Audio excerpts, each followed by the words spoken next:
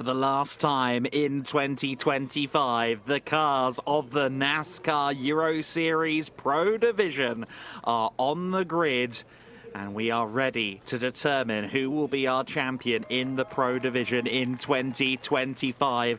The defending champion, Vittorio Garelli, has a strong championship lead, but anything can happen here at Zolder.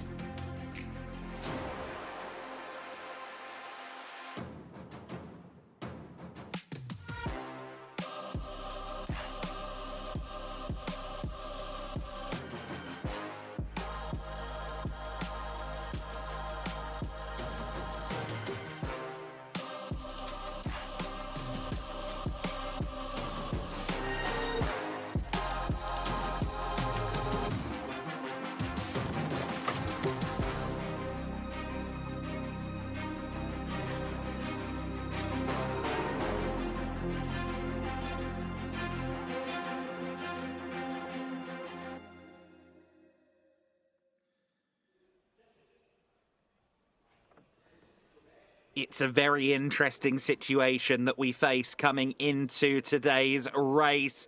A 30-point advantage for Vittorio Garelli in the championship standings. He would need to finish 12th or better in order to win the championship if Gianmarco Ercoli claims the race win. However, Ercoli is starting from 8th on the grid here. Motorsport, though, is full of X factors, and particularly when there's a championship on the line, it seems that drama is delivered in spades. So as we go into this race, realistically, it could be one of at least 3 drivers holding that title by the end.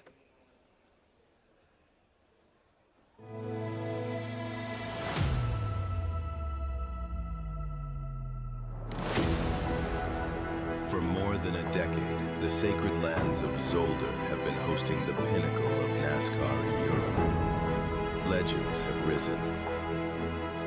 Heroes have fallen. Friends and foes meet here again.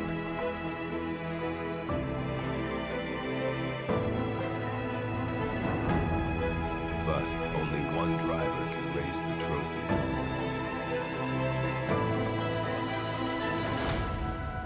There can be only one NASCAR Euro Series champion.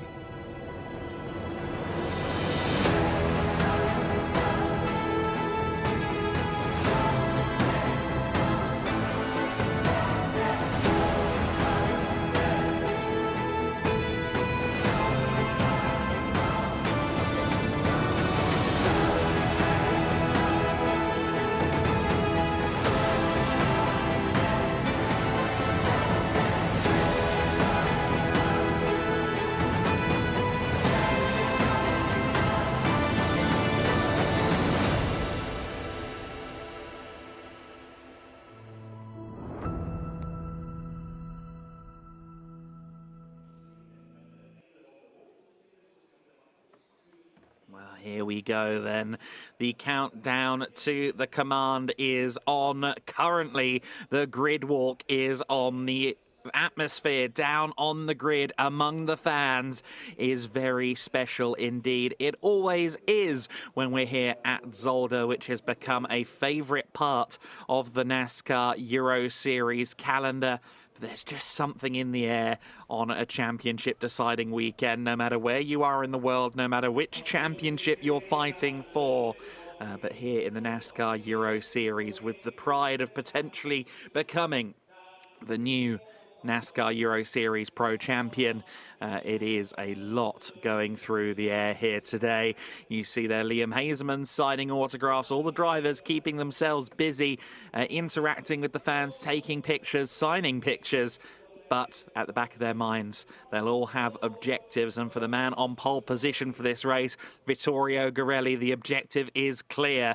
Win the race for sure, but not at the expense of a good point score. Just getting across the line in today's race, having a good result is more than enough. The pressure is, of course, on his shoulders, but there are other drivers in the championship battle with more pressure. Let's go to the man on the outside of the front row. It's a very good start in the pro class for Thomas Toffel. Definitely, Thomas. Adam said, perfect starting position, nobody in front of you in the pro division. This is going to be an exciting race. How do you feel? Yeah, for sure. For sure, it will be exciting. Now we will see the start. I am also in the middle of guys that are fighting for the championship, me not. So, yeah, try to be clever and to make a nice race.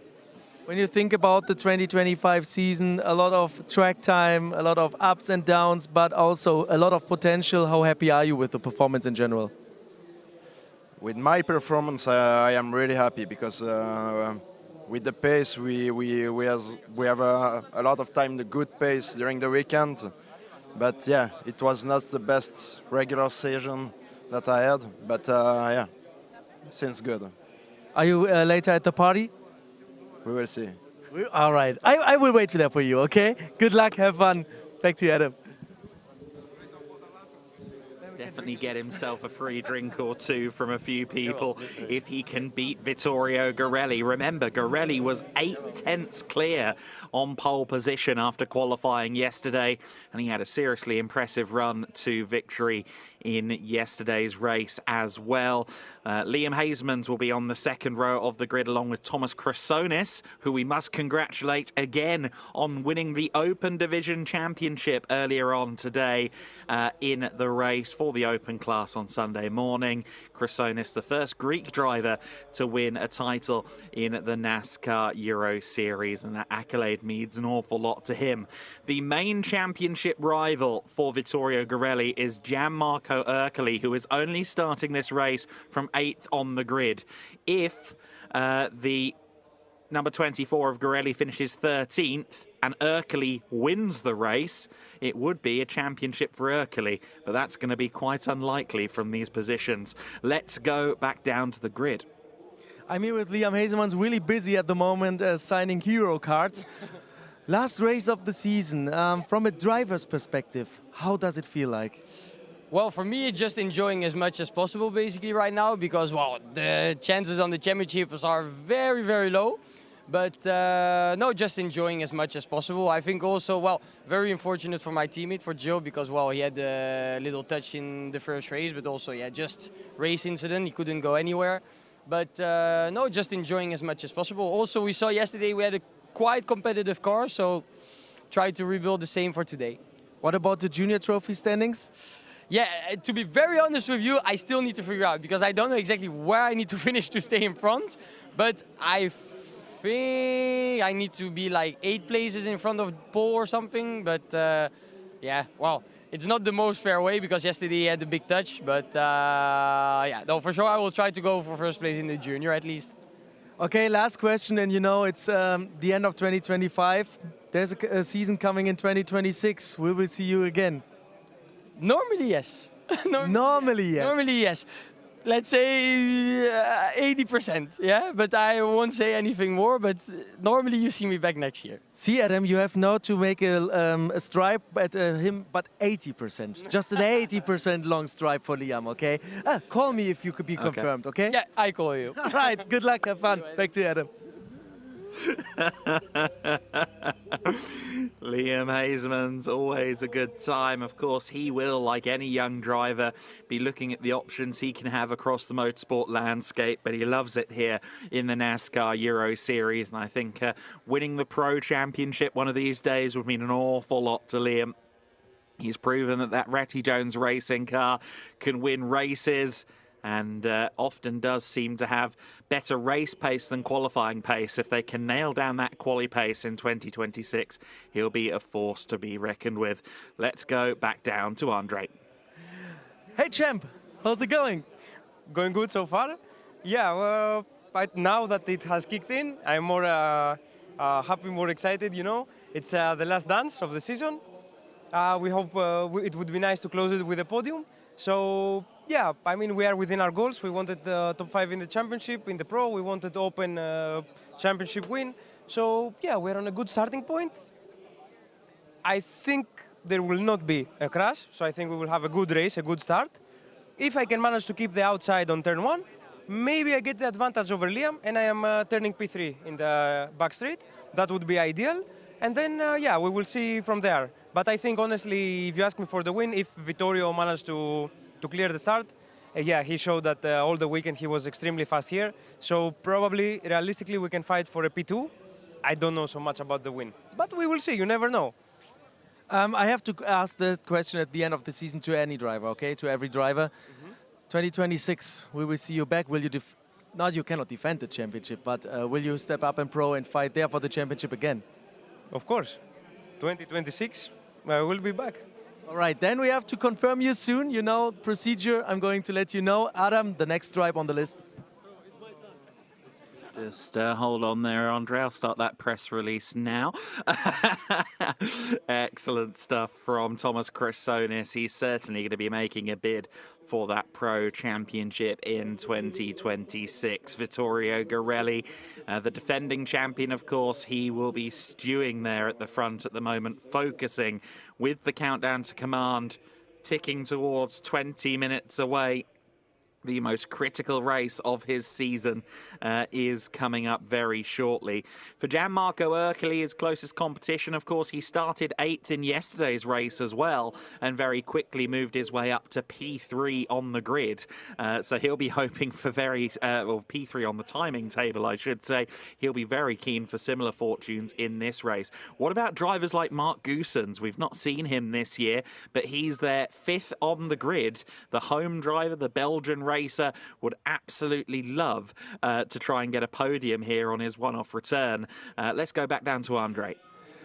I'm here with Vittorio Garelli, championship leader. You have a big chance defending your pro title today, but still there's a race to go. How do you feel like and what's your plan? Yeah, the races are always very long. We have to keep focused, do our job, do our pace, and get a good result. I mean, we have the pace, we have the fastest car, and we're delivering very well. And let's keep the momentum and let's keep going and have fun. Have fun is a good part. You know, that's always a bad question because you still don't have the trophy in your hands. But if you're going to party this night? Well, of course, a big party with the PK Car Sport boys, yeah, for sure. All right, then let's talk about this when you have the trophy, okay? Thank you so much. Good luck. Back to you, Adam. Okay, well, there you go. Vittorio Garelli in conversation there. And if Gianmarco Ercoli wants to try and challenge that man, he's got a lot of work to do.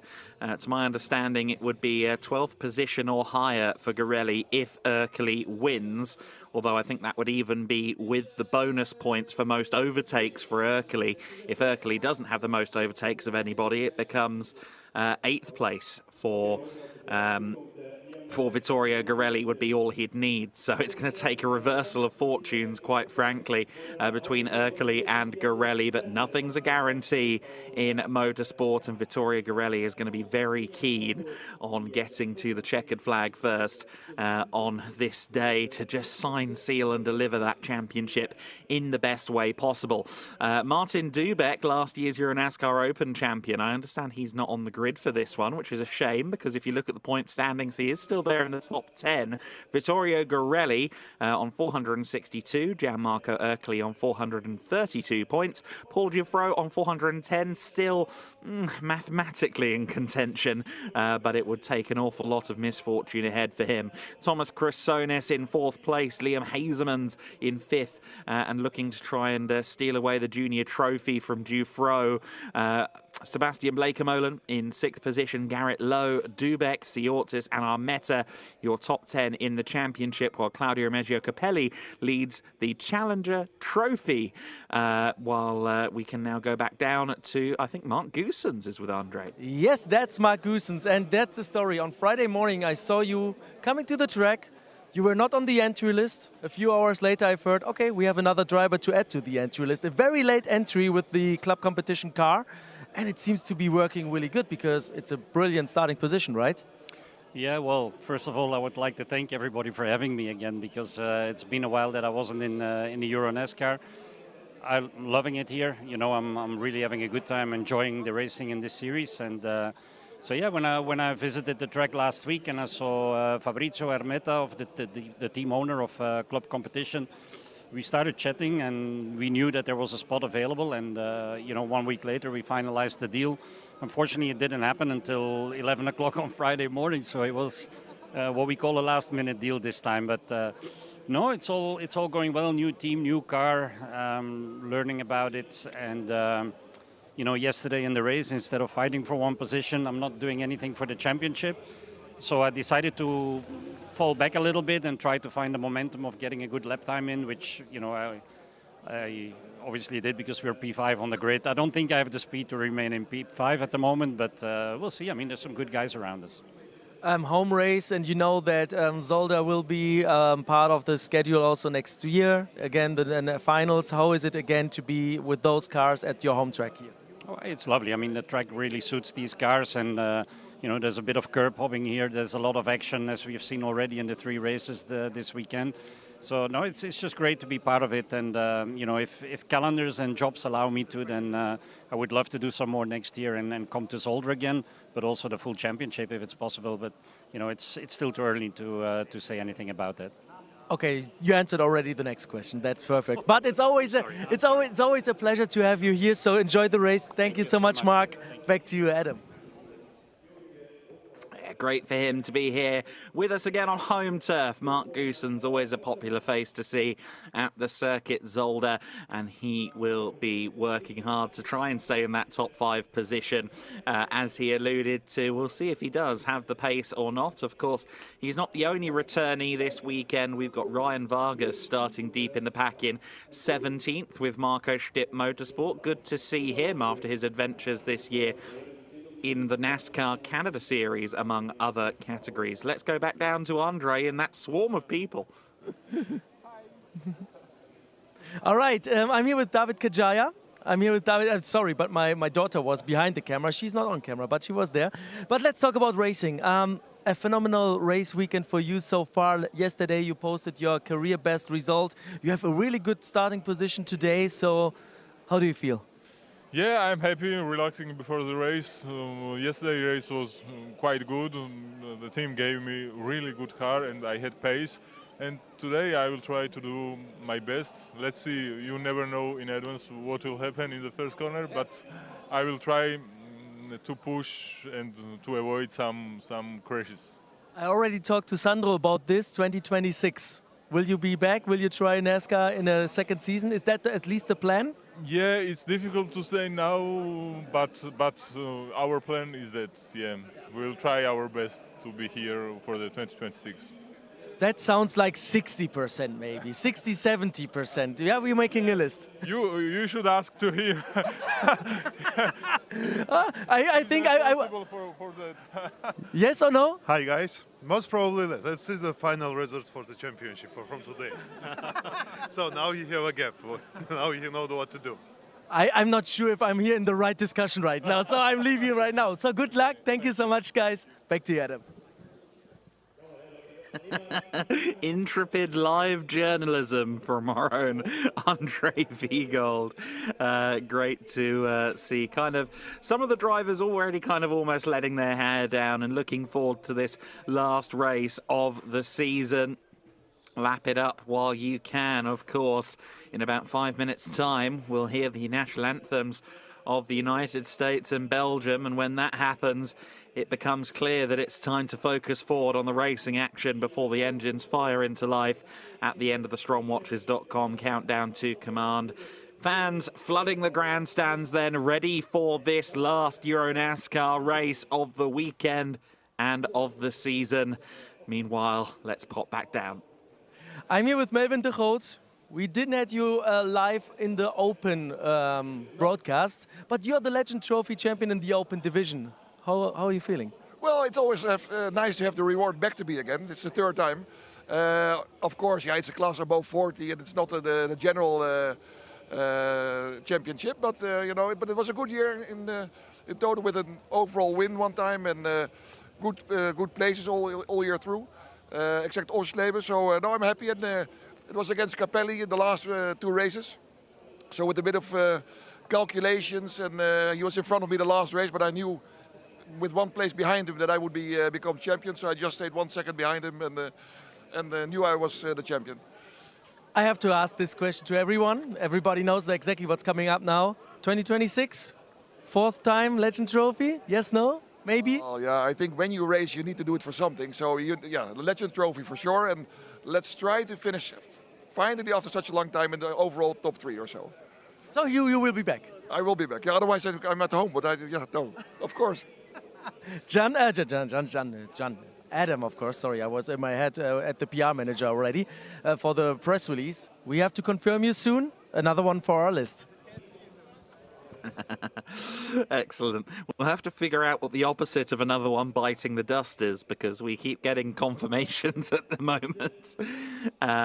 Excellent to hear that Melvin de Groot is focusing forward already to 2026 with Team Blake Molen, who have had really strong lineups these last couple of years, with the revelation of Bruno Mulders, with the improvement, of course, of Melvin de Groot, who gets better and better, and the likes of Sebastian and Mikael Blake Molen, great talents from the family itself as well. Perhaps Robin, who's been in Rookie Challenge, she may soon make the step into the wheel-to-wheel racing action for Team Blake Molen in the NASCAR Euro Series. That's always exciting to hear so many of our names and faces looking to move forward. Of course, the question is, what will happen in terms of new blood? We had Bruno Mulders come in this year. We had the Team Georgia drivers come in this year. Among those that really kind of grabbed some headlines, Jordan O'Brien as well, coming over from the United States and immediately capturing the imagination of quite a few people with some strong results in the open division. And in 2026, I have no doubt there will be even more exciting new talents to join the established fold of the NASCAR Euro Series. Has he realised he's on camera? No. So then, Gorelli and Teufel will be watching on from the front of the grid as the fans start to disperse away. For Thomas Teufel, I think it's going to be an uncompromising race. He hasn't really got any skin in the game here in the pro division particularly. I think he's mostly going to be focusing on the idea of winning the race. He can't win Challenger Trophy, so he doesn't need to worry too much about the points in that regard. Oh, that guy recognised that he was on camera. But yeah, Thomas Teufel doesn't have to worry too much about the points. He can just try and take advantage of being on the front row to try and get himself a race victory. Wouldn't that be a treat for the team down at THT by Race Art Technology? You see there the trophy waiting in the wings for its new recipient, the 2025 NASCAR Euro Series champion, and the car parked closest to it of Vittorio Gorelli seems to be the leading candidate. The mathematics and the points tables don't lie in that regard. But motor racing is an unpredictable beast at the best of times, as these marshals here at Zolder well know. Our thank you to the marshals here and everywhere we go to in the NASCAR Euro Series for their immense efforts in making the racing safe and getting us back to racing as quick as possible when there are incidents out there on the circuit. They have seen a lot of action here at Zolder over the years in the NASCAR Euro Series, where we've been arriving to for over a decade. As the national anthems are about to play, Vittorio Gorelli is finalising his warm-up. Let's get ready. It's the final countdown before we go racing.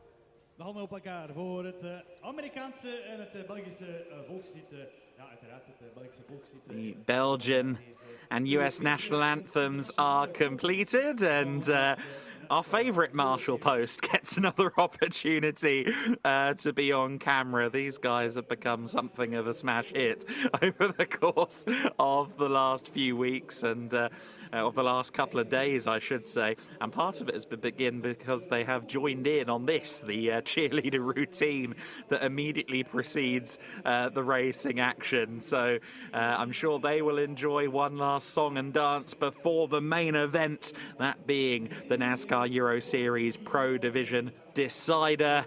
We can now take a look at what happened yesterday in the NASCAR Euro Series Pro Division.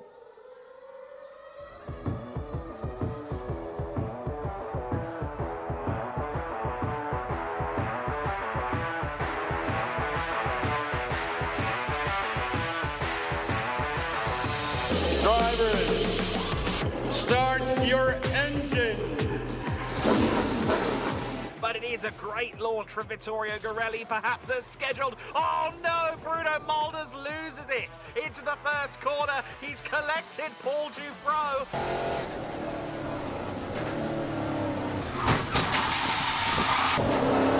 We are back to racing conditions in the NASCAR Euro Series Pro Division. Look at Urkeley behind Garelli. He's close, he's close. He's Urkeley with the bit between his teeth, with the chip on his shoulder. He is looking to move into this race lead if he possibly can.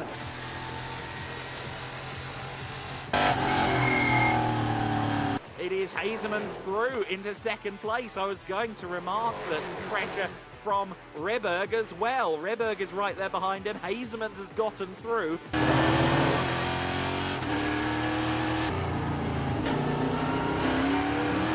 Chrysonis has a look to the inside line. It's the closest he's been into the first chicane. Oh, and they nearly touched. Yeah, that was a close call. They made contact, a little slight contact, and therefore Julian Reberg had to cut the chicane. Let's see what race control thinks about that. Thomas Chrysonis, who's been a multi-time race winner this year in the Open Division, of course, also a winner in Pro here in the 2025 NASCAR Euro Series season. It's Chrysonis has a look to the inside line. He's got the inside line. Julian Reberg gives him racing room. He's been having a fantastic season. Here's Vladimiros Siortsis challenging young Chase Fernandez, who's now up into the top 10, receiving the checkered flag and winning the race. He will have a big championship lead.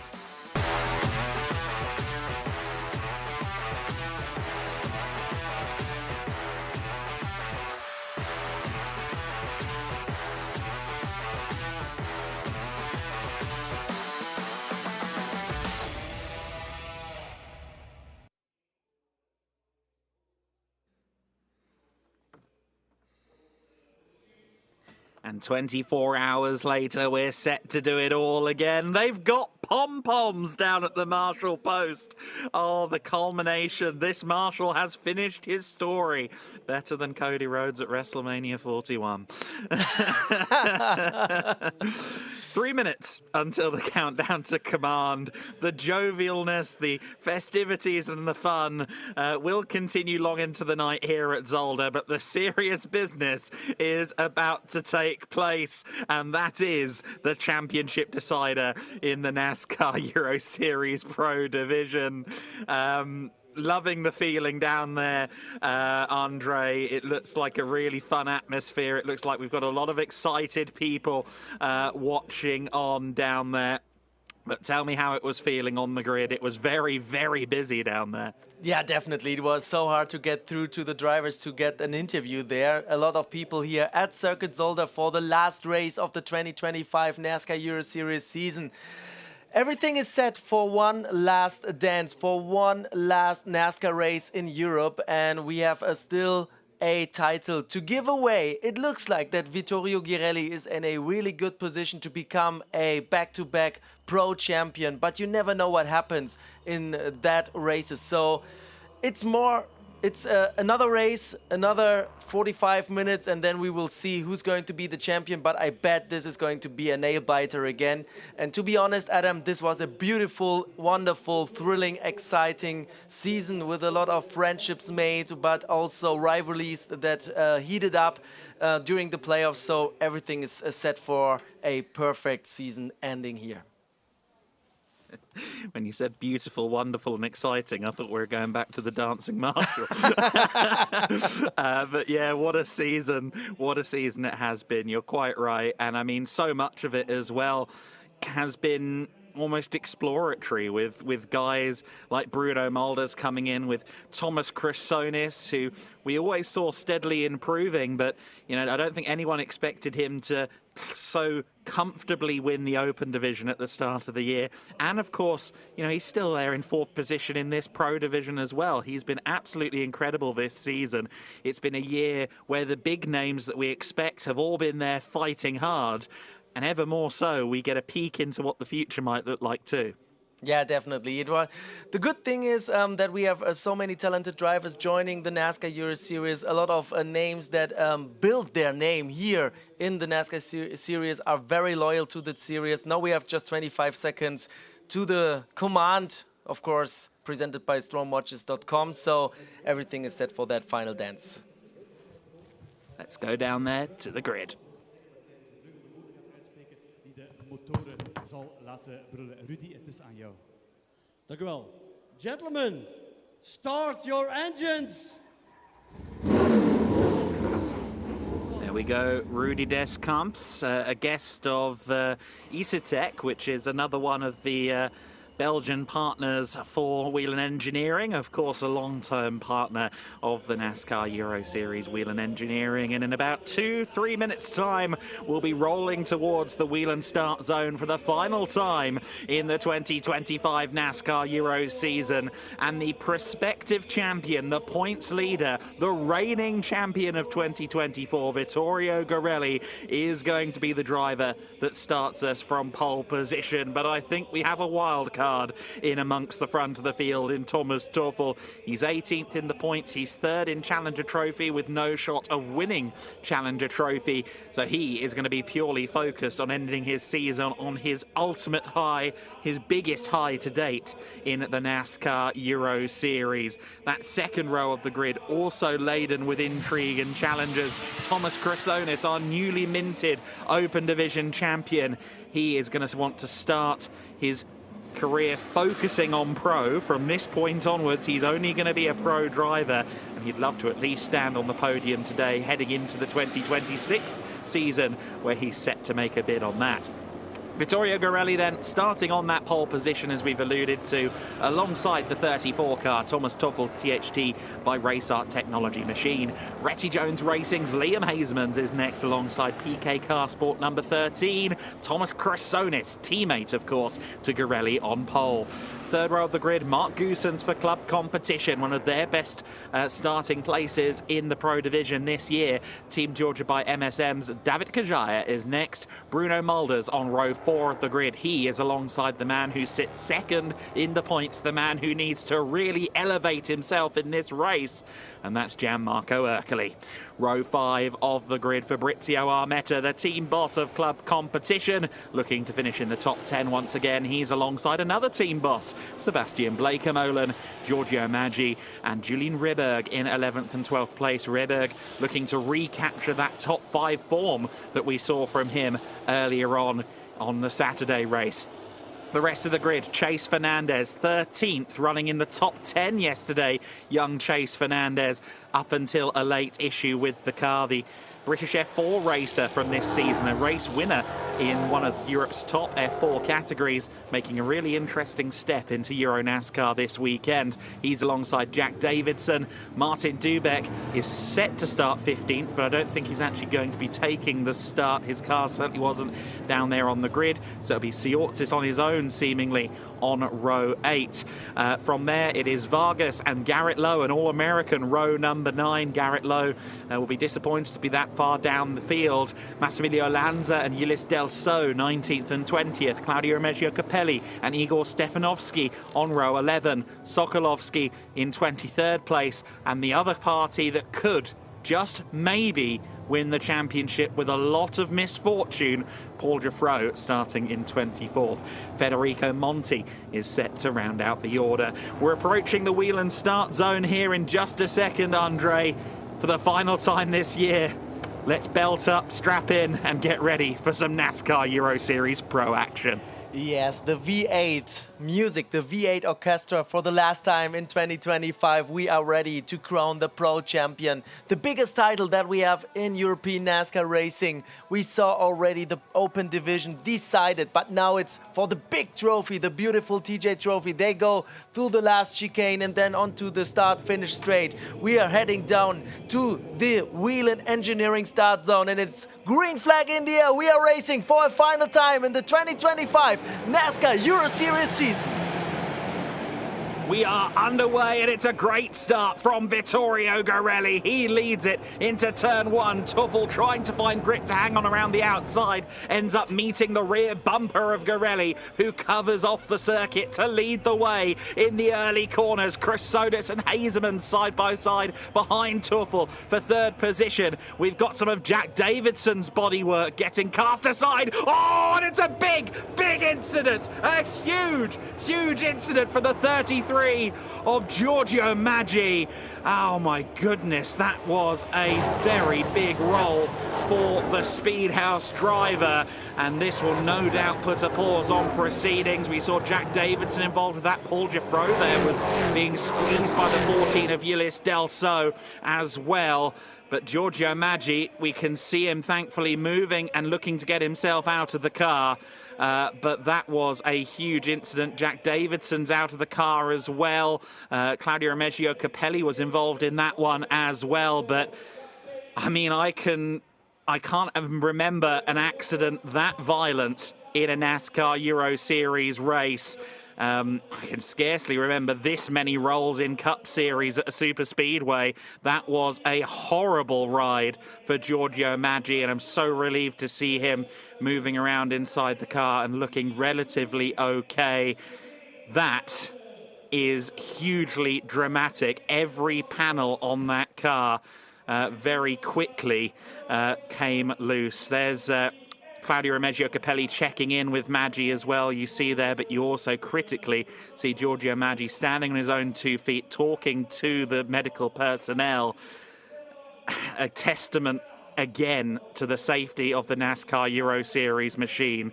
That was a searingly violent incident.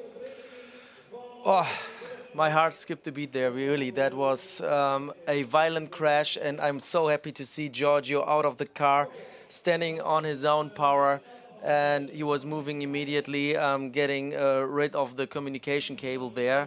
Davidson there, Capelli there, and Maggi standing there. He seems to be okay. The car totally destroyed, the bodywork gone. I don't know how many flips there were. Remember the violent accident of Tomasz Dąbrowski in Brands Hatch when he flipped the car in free practice. But this one was a really tough one, and of course he needs a little bit of assistance, but to be honest, he's walking there. It seems to be fine, but wow, we have a red flag. Cars coming to the pit lane because there's a lot of work to be done now to remove all the obstacles and all the debris from the track. But Adam, you said it, one of the most violent accidents ever in NASCAR Euro Series history. Yeah, I honestly, top 5 most violent incidents I've seen this year across motorsport. Giorgio Maggi, understandably shaken, understandably sore, as I'm sure he will be for a while to come. I mean, if you walked up to that in a scrapyard, you wouldn't know what car you were looking at. Every panel is off the number 33 machine, and we're all just so relieved to see that he's okay. That was a really serious incident, and understandably Claudio Remeggio Capelli and Jack Davidson, their immediate concerns seem to be checking on Giorgio after an impact that seismic. And we're just so pleased that he's on foot and communicating actively there with the marshals and with the medical crews. So then, red flag. Doesn't seem like that was the only incident on the first lap as well. We saw at the first chicane that there was some tyre stack shifting going on. I believe a couple of other cars that we didn't see in that particular gravel trap have also gone missing. That was, I think, Igor Stevanovsky and Massimilio Lanza, who both also haven't crossed the line or didn't get to the checkpoint. But that was, again, just so very dramatic. And Andre, I think potentially we might be sending you down there to get some conversations with the drivers. I will go down now and try to get some interviews right now. Okay, thank you very much, my friend. And yeah, we'll catch up hopefully with a few drivers then while this red flag goes on.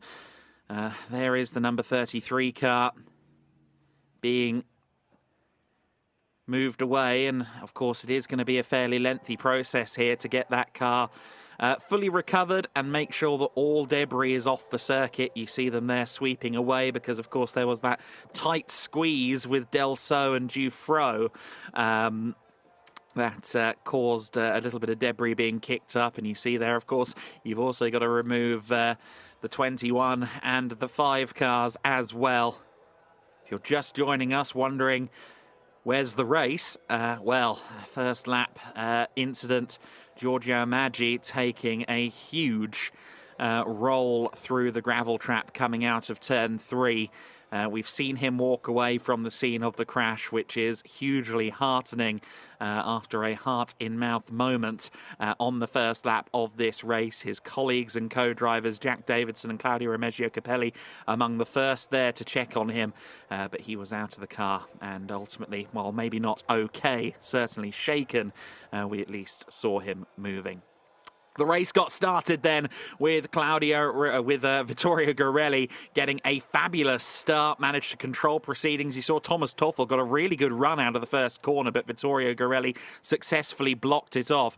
Jack Davidson shed a piece of bodywork coming out of turn 2 and then somehow managed to get under the car of Giorgio Maggi in turn 3. It's very hard to tell quite how he got to that point where the Speedhouse car was fully hooked on Jack Davidson's front end and started rolling. And at some point, we might need to see that in slow motion to see if we can count quite how many rotations there were, because, I mean, it's certainly a new Euro NASCAR record, not one that anyone would want to have. But Giorgio Maggi, that car was rolling like a log down a hillside. It was really quite spectacular, and again we talk about it in less than drastic terms because we know that he has rolled himself out of the car, got up and got himself ready and headed to the ambulance under his own power, albeit limping and very gingerly, but that's of course totally understandable given what his body went through there as the incident unfolded. You see there the marshal crews waiting for their word on what to do next. We're expecting at least another 10 minutes or so before there's any sign of life from the cars again. But we will get this race underway, hopefully, before too long.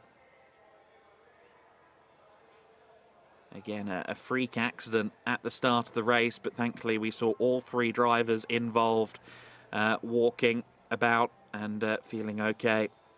At least 10 minutes then of delay. The drivers are allowed out of their cars, which is, and I'm getting word here, 1, 2, 3 flips, and I understand it gets almost to double digits. There's your 4th, 5th. Goodness me. Just such violent impacts as well whenever the car hits the ground, but my director telling me a total of 9 flips by the time the car hits the ground, and that's 8. Yep, so it was my count as well. 9 flips for Giorgio Maggi, which means the car turned through, what, 3,230 degrees or 3,240 degrees from the point of starting to roll, which is crazy. 9 full rotations. And we're just so glad that Giorgio is okay. I believe, are we going to now go back downstairs? Yes, we are. Yeah, I'm here. I checked first in the box with Giorgio. Luca Lasser wasn't available, but I spoke at least to Giorgio's girlfriend. A lot of emotions there, of course. We tried to get information there as well, but Paul, you're next to me. Hard crash there. It seems that Giorgio is okay. You have also a little bit of front damage. You experienced. You saw it now. Yeah. Do you know something? What happened there? No, I was a bit too far away. Yeah, it's one of my scariest screen I ever had. I just saw the back of a car above every other car, and every car jumped onto the brake when they saw what Giorgio was doing. So yeah, but the impact, to be honest, wasn't feeling that hard. So when I look at my bumper, yeah, it should maybe be. But we were so focused on seeing a car doing that much spin. It's just something we never want to see. If you tell me it's okay, that's the first question I ask to my spotter. But yeah, and this is a weekend where we see something we should never see. So yeah, I don't know. Maybe we have to change the briefing for the driver, because those type of action, that at the start of 2024 there was that kind of action. After we had like a stop, it was better, but now we start to go another time to have those type of action. So I think we need to get another big briefing for all the drivers, because we are driving with too much aggressivity, too much risk, and we are there to not waste our life, you know. So it's not good to see that amount of actions. But I think we need to change the briefing. All right, thank you so much for being available right now. Back to you, Adam, for now. Yeah, obviously in the immediate aftermath of an accident like that, the drivers are going to be taken aback a little bit by what they've seen, either through the mirrors or through the windscreen. But it's a racing incident, ultimately. Impacts happen, incidents happen on the first lap of a race from a 2x2 rolling start. But no matter what, that was really dramatic scenes. Of course, we saw Jack Davidson's car shedding bodywork before we even saw the roll. At turn 2, his front left fender seemed to part from the car, whether it was assisted or not. So mitigating factors being what they're being, either way, a big incident, and one we're very happy to see all 3 drivers walk away from. We'll get some more word, I imagine, down there shortly as Andre continues to talk to everybody. Of course, we heard reference to Luca Lasser, the former NASCAR Euro Series driver, of course, the team boss down at Speedhouse. I'm sure he'll have gone to the medical centre on site to check in with Giorgio Maggi. Let's go back down to Andre. Yeah. So I'm here with Garrett Lowe right now. Giorgio Maggi in a violent accident. That's why we have a red flag. I checked your car because I thought I saw your car going very wild also through the chicane at some point. Did I just saw a different car, or was it you? No, we got hit in turn 4. One of the stip cars, I think, got us right after the wreck, because I saw the 33 get up in the air, and then I saw it as soon as it hit the gravel, I saw it start flipping. I was like, that is a rough hit. I could see it. I don't want to know the flip count on that one. That one looked bad, but glad he's all right. And I think I don't know where we're at. I think we're 16th, 17th, so we didn't really pick up anything. But yeah, just everybody's really aggressive today. I mean, obviously the whole weekend, but yeah, just need to use more head, I guess. All right. Thank you so much, and good luck for the rest of the race. Back to you, Adam. Yeah, certainly it's the kind of move that that really, I guess, makes the drivers think twice and go, geez, would I ever want to be in a situation like that? And obviously the answer is a resounding no. But they can take heart in the fact that the car did exactly what it was supposed to do, and that everybody is safe. We heard a minimum 10-minute delay, as we can see there. The marshal crews working very effectively to get the cars onto the flatbed, continue the recovery, and get us ready to resume action. But I wouldn't mind betting that's a bit more than 10 minutes. I think we'll be using that at least 10 minutes caveat while we wait for the circuit to be ready for action, although the drivers have been told now to go to their cars, which is a good sign. They are just collecting up that last car at the moment, so it is positive here that it does appear we're not too far away from the point of getting back to action. Of course, I imagine the flatbeds will need to unload the cars as well so that they're available just in case there is anything else that happens in the race. You want to have the flatbeds available to you. You see the rear of Claudio Reggio Capelli's car all but gone as well. And they're just freeing Jack Davidson and the flatbed from the scene of the gravel trap as well.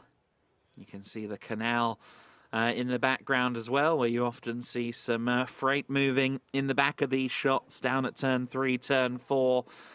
You see there Garrett Lowe getting back in. I think it will be the first time in Garrett's career in real life motorsport where he's seen an incident like that and got himself ready to get back in the car, which is no mean feat. It takes a lot of mental fortitude. Of course, Garrett becoming more and more of a real life racer along with his esports efforts. Let's get along with Andre. Very quickly, Ryan, I saw you talk to Garrett. What was that about? It was just, I was apologizing. Frankly, the incident just happened around us, and I think I got into him by accident trying to avoid everything. But I'm just so glad Maggi's okay. That was one of the most frightening incidents I've ever seen. I saw Davidson make contact, and he blew a left front, and that sent him around. So, yeah. Right now. Thank you so much, man. Yeah, so good luck for the... Yeah, guys, okay. Back to you, Adam. I will join you in commentary as soon as I can. Yeah, thanks to Ryan Vargas there for taking the time to very quickly catch up with us. But yeah, he was just apologising to his countryman Garrett Lowe, which is very cool to see. Of course, Ryan Vargas back in the series with a few of his regular partners, Critical Path Security, of course, Reza Sardeha's Anyone.com business as well, represented on that Marco Stipp Motorsport car, and then some of his other US-based sponsors like BTG, BT Garage as well, which is awesome to see. This kind of cross-continental array of sponsors that some of the teams have, especially the American drivers, of course, coming across the Atlantic and taking on the NASCAR Euro Series. And I do hope we see more of Ryan in 2026. He's always a good dude in the paddock, and of course has been very busy this year with NASCAR Canada, with some ARCA starts, and also getting himself more and more experience as a spotter, quite a regular on the spotter stand in the NASCAR Xfinity Series. And he's going to be racing or competing in the Monster Jam Series in a few days. Yes, that is monster truck racing. And he will be driving the famed El Toro Loco machine. And that means a lot to Ryan, who is quite the fan of monster truck competition. I think he leapt at that opportunity sky high. So we'll see what he can do. One of his sponsors, as we've said, is BT Garage, Beyond the Garage, and he'll be going well beyond stock car racing when he takes on Monster Jam in just a few days' time, actually. I'd keep an eye on his socials for that one. We're just a couple of minutes away then from the cars rolling into life again. And we will see the racing, I think, with a 2x2 restart potentially. We'll have to wait and see on that front. There may have actually already been a bulletin to that end. I'm just checking. Restart will be single file. In fact, yes, we did see that on screen, didn't we? So there will be a restart. Confirmation as well from race control that the mechanics are allowed to use a battery to get the car fired up if needs be. So they just want to make sure everyone rolls away cleanly. But again, the key bulletin that I think we've seen in recent times is we will be restarting this race in single file, which makes sense in the circumstances where we've already had a significant delay. What you really don't want is another incident, further delays, and the potential of having to completely cancel the race because of time constraints. There's only so many hours in the day and only so many hours where the curfews here at Zolder allow you to go racing. So it makes all the sense in the world, as unfortunate as it is for those of us who like our intense run to the first corner. It will be a single file restart once we get back to racing. I imagine it'll be a clean slate. We'll have to see where we are from a distance perspective. I don't think there's been any indication that we'll have a reduced race distance, so we should be aiming for the full 18 laps here. And the engines have been instructed to fire into life, so we should be back under safety car conditions here in just a few moments' time.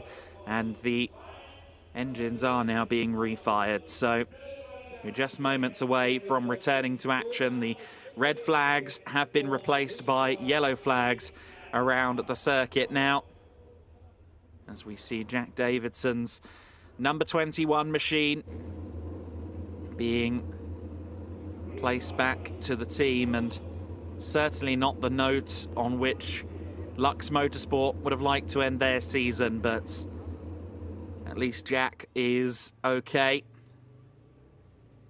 Albeit, of course, he will be very, very disappointed indeed.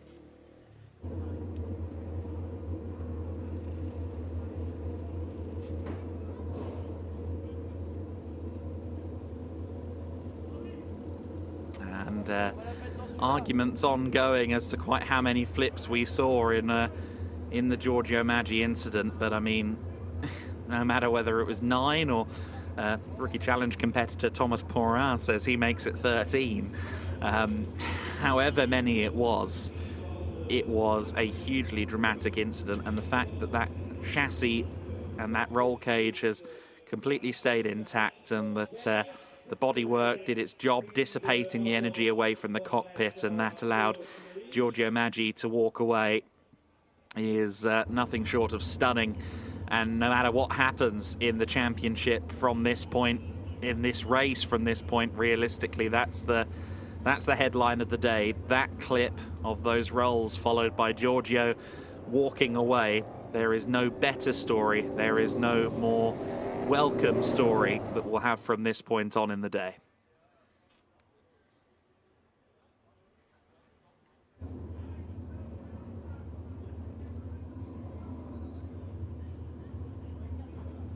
So then,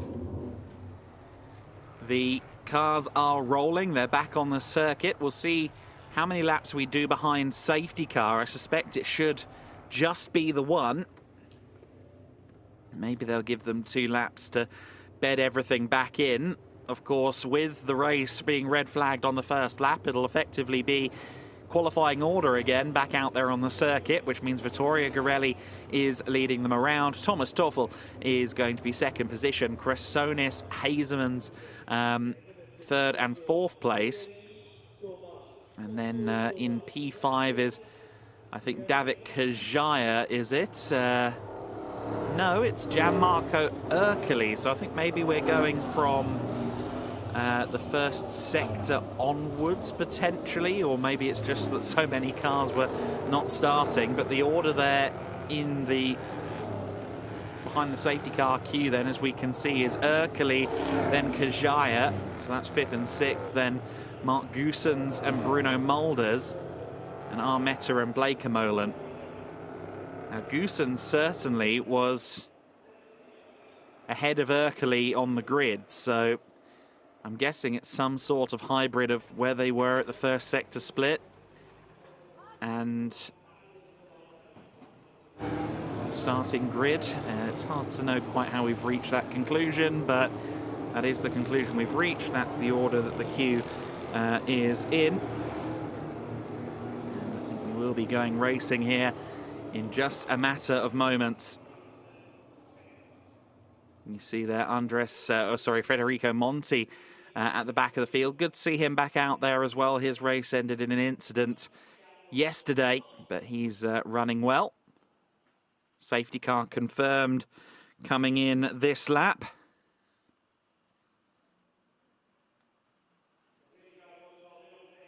And so, after a dramatic opening stanza to this race, an attempted opening lap that ended with a moment that frankly took the breath away, we're down to just 19 cars rolling. But we are going to go back to racing conditions. We're going to focus back in on the championship battle here in the NASCAR Euro Series. The Whelan restart zone awaits, and Vittorio Garelli is going to be the man in charge as they run down to turn 1. Tuffel, Kresonis, Hazemans and Urkely following him through from 1st to 5th position. And we're back to racing conditions, and Thomas Tuffel, I think, has slightly shortchanged himself there with the reaction times. Kresonis trying to go around the outside at turn 1 isn't going to make it work from that far back. Tuffel, though, having to go defensive, and that's great news for Vittorio Garelli. Garelli will be willing on his teammate Thomas Kresonis, saying, yes, that's right, keep him busy, keep him busy. So, Garelli leading as the rest of the field starts to figure themselves out. They've got through the first few corners cleanly. You saw there a bit of a team Blakemolen pack there with Mulders and Blakemolen and Chase Fernandez all kind of on the same piece of tarmac, along with the 55 car. You see Paul Giffreau trying to pick his way past the 48 there of Ryan Vargas. Remember those two getting heated with each other at Venray back in 2024. There's some past, there's some history there, and Vargas remains ahead of Giuffreau for now. Further back in the pack for Paul Giuffreau, it's a very, very long shot indeed at the championship. In fact, at this point, I don't think it's even possible with so many cars not taking the restart. But he's hoping to get as good of a finish as he can. For Vittorio Garelli, though, it's an ideal first lap to the race. And he leads and will lead as they cross the line for the first time.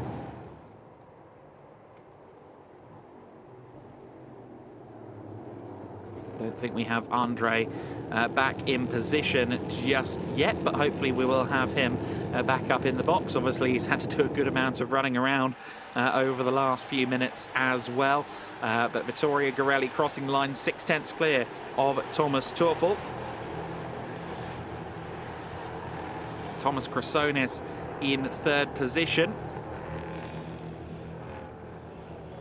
And then it's Liam Hazemans in 4th place. And awesome dirt being kicked up there by Ryan Vargas, straying out wide. And look at all that damage to Paul Giuffreau's front end. Some bodywork damage visible all throughout the midfield. A lot of cars with residual effects and residual contacts after that initial incident that took 3 cars out of the race in one fell swoop. You've got side-by-side action between Hazemans and Urkely on the run down to the chicane. Gianmarco Urkely, could he have 4th position? We need to get further forward up the pack and see. He's not there yet. We just saw it on screen briefly there. Hazemans and Urkely through shot. That is the battle for 4th position that we really need to keep an eye on here, because Gianmarco Urkely needs to finish as high up the order as possible in that silver number 11 Ford Mustang. He needs to run. Oh, Thomas Kresonis! Thomas Kresonis has had an impact. I think that's down at the 2nd chicane. We see him moving around. Looks like he's all right, but another big incident. Full course yellow immediately scrambled. Now, is this at the 2nd chicane in the gravel trap, I wonder? It certainly looks like it with the size of the gravel trap. I think that would be where this is, but hopefully we can get that confirmed. A big, big incident by the looks of it, with the tyres misplaced as they are for Kresonis, who gives a big thumbs up. Thank you very much, Thomas, for confirming that you're okay. But yeah, that looks more than a little bit like it was a big one for Kresonis. We're under full course yellow conditions then. Andre, I understand, is back. But let's take a look. Are we going to get an insight? Okay. So this is down at turn 4. And that is a big, big moment for the number 13 of Kresonis. That will not have been a small impact, having an off at that kind of speed. And for the new NASCAR Euro Series Open champion. It's not how he would have wanted to end his season, but all the same, just good to see him out of the car as well in what's been a very dramatic opening stanza of this race. So I'm back. It was a long walk to the garage. Yeah, it was a tough start to this race, and now we have another incident, Adam. This is not what we want to see, to be honest. Too many incidents right now. Hard crashes. Luckily, Giorgio Maggi and also Thomas Crassones, and that was a violent incident as well, are okay. Hopefully, that's it. I just want to see green flag racing right now. I'm still a little bit shocked, to be honest. Yeah, no, I can understand that, my friend. Certainly a lot to take in all at once. And another look there at the number 13 PK Car Sport machine. Was dicing, of course, with Thomas Toffel in the early stages, was more than likely holding the objective in his head of potentially making it a 1-2 for the end of the season for PK Car Sport on their home turf, but that's not going to happen now. For Gianmarco Ercoli, I suppose this is a mixed blessing. He's losing laps to try and make his way towards Vittorio Garelli and challenge for a race win that, quite frankly, he needs in order to have any hope of the championship. But it also means that, especially if we go to safety car, which we've just done, of course, it brings him back towards Garelli. He'll be in the train now in the safety car queue. For Garelli to lose the championship, he's going to need to be 13th or lower, or indeed if Ercoli doesn't get the bonus points for most positions gained, it would be 8th place or lower, or sorry, 9th or lower for Garelli to lose his championship lead. The bonus point's certainly not a guarantee for Ercoli, even if he were to somehow win this race, with Paul Geoffroy starting as far down the order as he did and working through the pack as well as he was before this safety car period. Certainly you look for people to maybe take those bonus points away from Ercoli, and he's the leading candidate. There's a lot of things to consider right now after this chaotic start to the last race of the 2025 season, Adam. I know it's really tough to get the perfect view on all the ifs and whens and whatever. We really have to wait and see what happens in this race. The best thing for Vittorio Garelli is just get a top 5 finish, see the checkered flag, bring home the championship, but you never know what this race has still in offer for us, more dramatic twists and turns. I'm also curious how many laps we're going to see, because we have now the safety car deployed, and you know the rule is that safety car laps can be added by race control to the race distance, so maybe we are still having a long race to go here before we crown the pro champion. You know, I'm not fluent in English, I'm German, and at the moment I'm really lost for words, to be honest. And then speaking in different languages is also a little bit harder, to be honest. Still looking to find information about Giorgio, if there are more updates coming. Again, the last update I had is that everything seems to be fine. He's walking, he's on his own power, he's awake and alert, everything seems to be fine. But yeah, it's a really tough situation at the moment, and Vittorio Garelli has still a lot of work to do to secure this championship. Absolutely, he does, and he'll be less and less comfortable the closer that his closest points rival, Gianmarco Ercoli, gets, because I mean, in a championship battle, we've seen before. Let's not beat around the bush. The 2023 finale, Gianmarco Ercoli, the word you would use is uncompromising. He did everything he could to get that championship win, and he executed on that day to become the champion in 2023. So Garelli is going to be really hoping that he can just fire away from this safety car period once the race resumes, and build himself a nice cushion. The team have very quickly moved the 13 car well away from the firing line. As you can see, they're taking advantage of the huge amount of grass that's there between turn 3, turn 4. And that means that we shouldn't be too far away from going back to racing with the tractor still making its way back to position. I suspect we probably have one more lap here behind the safety car, but it will soon be that we get this one back underway. Well, Chrysonis exiting stage left there to end his season, a non-finish to conclude the year for the Greek racer, but that doesn't change the fact, Andre, that Thomas Chrysonis, I'd say one of the revelations of the season, again, just landing on his feet with PK Car Sport, taking in and applying all of the knowledge that's been passed down to him from Alan Day, his driver coach, and it's all paid off for him in 2025. He leaves as a champion, and he goes into 2026 as a potential favourite for this Pro Division title. He's certainly going to be one to watch. Yeah, definitely. This whole development of Thomas Chrysonis since he joined the series in 2019, it was hard work. It was pure dedication. He really wanted to be on top of the standings, and he worked so hard for it.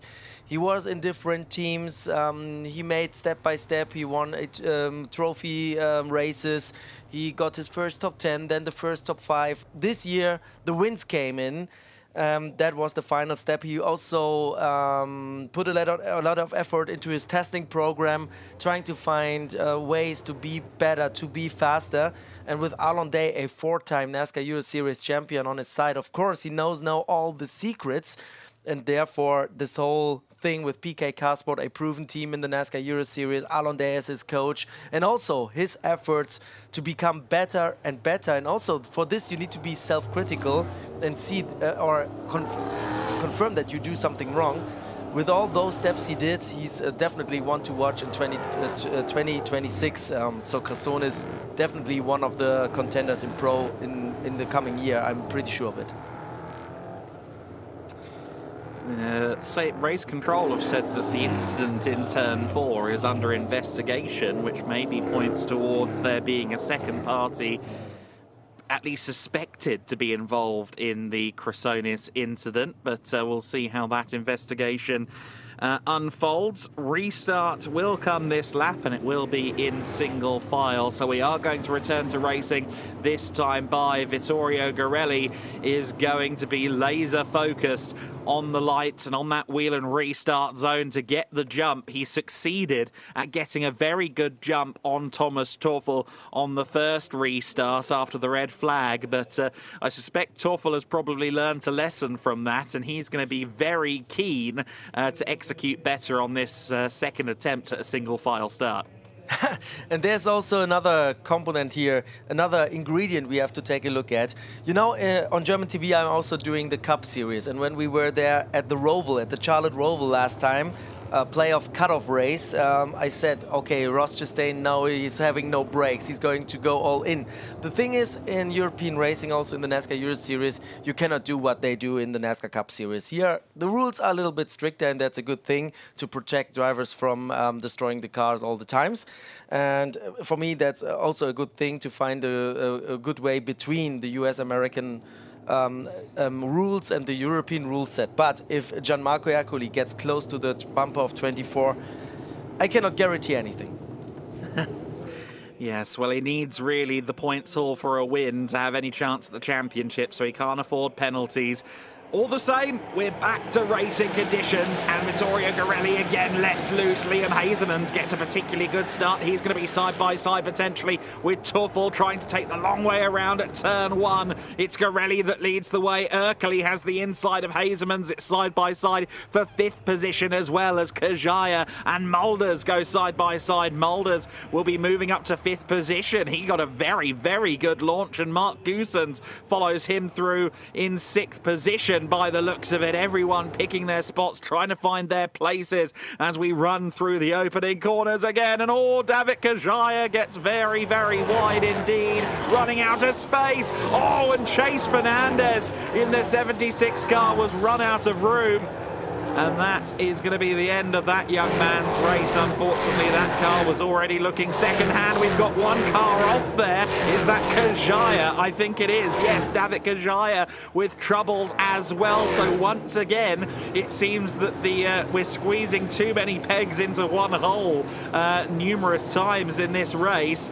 And, well, we've got multiple damaged cars. And unfortunately, we're going to have at least 2 drivers there with the race ending. And I think they might even end up stopping in the bad places for the race to continue. Bruno Mulders has gotten past Gianmarco Ercoli. Ercoli has fallen off the back of Liam Hazens, and he's now losing out to young Bruno Mulders. Gianmarco is struggling.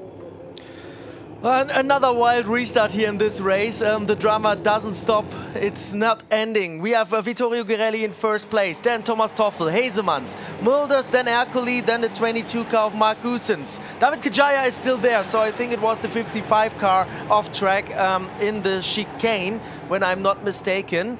Therefore, Kajaya, good news for the Marco Stipp Motorsport Team Georgia team that there's everything in line. We are still on the green despite the thing we saw with Chase Fernandez, and he really got this red car back into pit lane. Let's see what's happening next. 11 laps to go. Yeah, 11 laps to go. Fabrizio Armetta, I think, is stopped out there somewhere as well. Chase Fernandez has gotten into the pit lane. There are only 16 cars left standing from the 24 that took the start. It has been a race of attrition here in the NASCAR Euro Series. The number 9 is running again, isn't it? Yes, it is. So it did rejoin the race after I think we saw it off the circuit. In fact, that might have been Armetta that I saw initially rather than Kajaya. So my apologies for that. I think it was Armetta that went off the circuit a lap ago at the first chicane. Let's take stock then of the order as they go through Boulderberg. It is Girelli leading the race. It's Toffel in second place with Liam Hazemans right on his bumper, and Bruno Mulders looking for an overall podium to conclude his season in P4. There, unfortunately, we see Chase Fernandez taking no further part in this race, unsurprisingly, with the amount of damage that he has on his wagon. Gianmarco Ercoli remains in 5th position, but we need to take stock of his pace here, because losing out to Mulders certainly wasn't in his script that he wrote for the race, but he also needs to make sure that he doesn't fall back from this fight and fall into the clutches of Mark Goossens. But it looks to me, Andre, that that Ercoli is struggling a little bit. Just doesn't look like the pace is in the car. Yeah, definitely. Still, he's capable of doing a top 5. That is pretty solid, pretty decent. But to win the championship, he needs to win the race. And therefore, there's something missing the whole weekend long. And of course, when you're on PK Carsport ground, and Circuit Zolder is definitely the home of PK Carsport, it's really tough to beat the team of Anthony Kumpen. He grew up here. It's his home track. He won championships here as well in the NASCAR Euro Series. He knows every mystery, every secret. He knows exactly how to set up a car here. So you have to bring your A game, and Gianmarco Ercoli is struggling. Still, he's decent, he's strong, but it's not enough to beat Girelli today, I think. No, exactly right. Girelli looking very strong indeed. The only driver in the 38s at the conclusion of that lap, which isn't, of course, that representative because everyone was fighting their way through. But all the same, it's just an illustration that once again he's out there at the front and he's doing what Girelli has done on his best weekends this year, which is just drive away. He'll cross the line to start lap or conclude lap 9 of the race this time by, and we'll see how many laps this race will go. We're not sure if we're going to get the full 18, but we'll work to that understanding for now as we begin lap 10 of the race. Toffel in second position then, Mulders in third place, and something tells me Bruno isn't going to settle for third today. Not today. It's the last race of the season. He has some excitement, I think, potentially up his sleeve.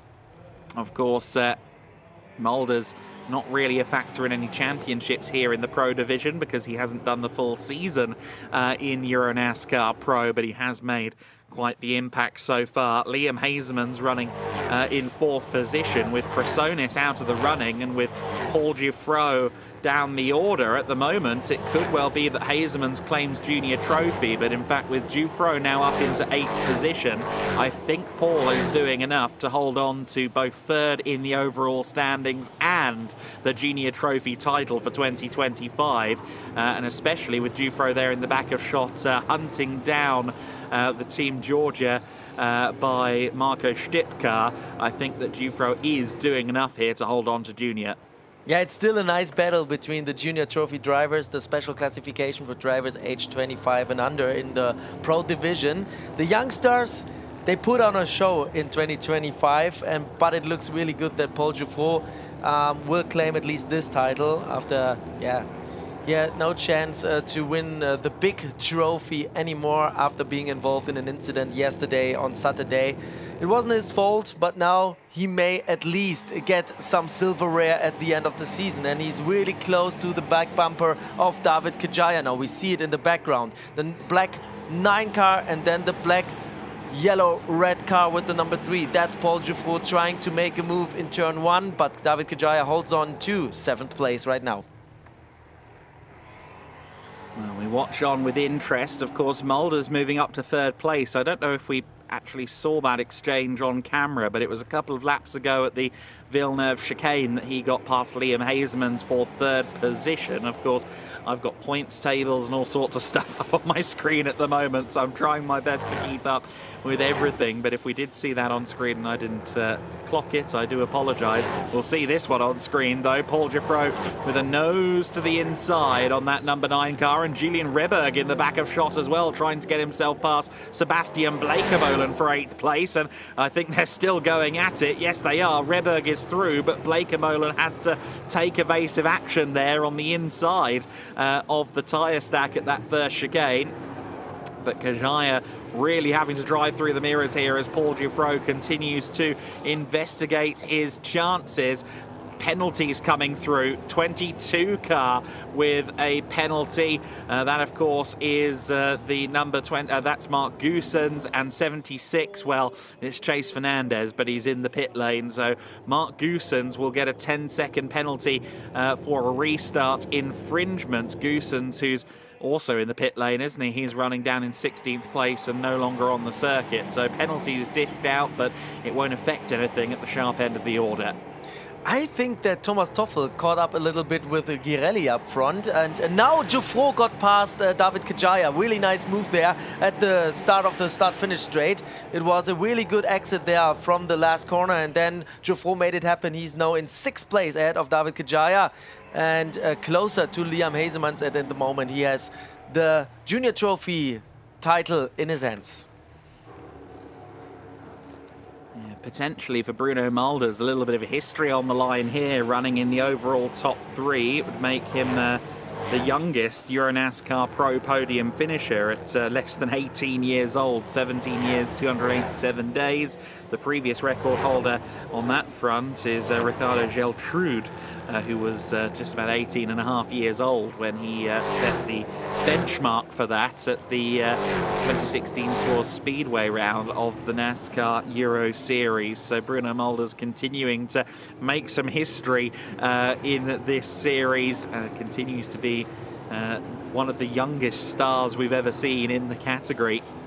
As Paul Giuffreau now passed, isn't he? He's gotten through and past David Kajaya. In fact, yes, there he is, through and past the number in the number 3 car up to P6, which certainly is enough for him to win junior trophy. Gianmarco Ercoli, meanwhile, trying to get through to 4th place here. He's investigating the back of Liam Hazeman's number 30 car, which is what he needs to do. He needs to make up places. He needs to try and finish as strong as possible, just in case something falters for Vittorio Girelli. But right now, Hazeman starting to struggle. Ercoli not quite with that ultimate streamline of pace either.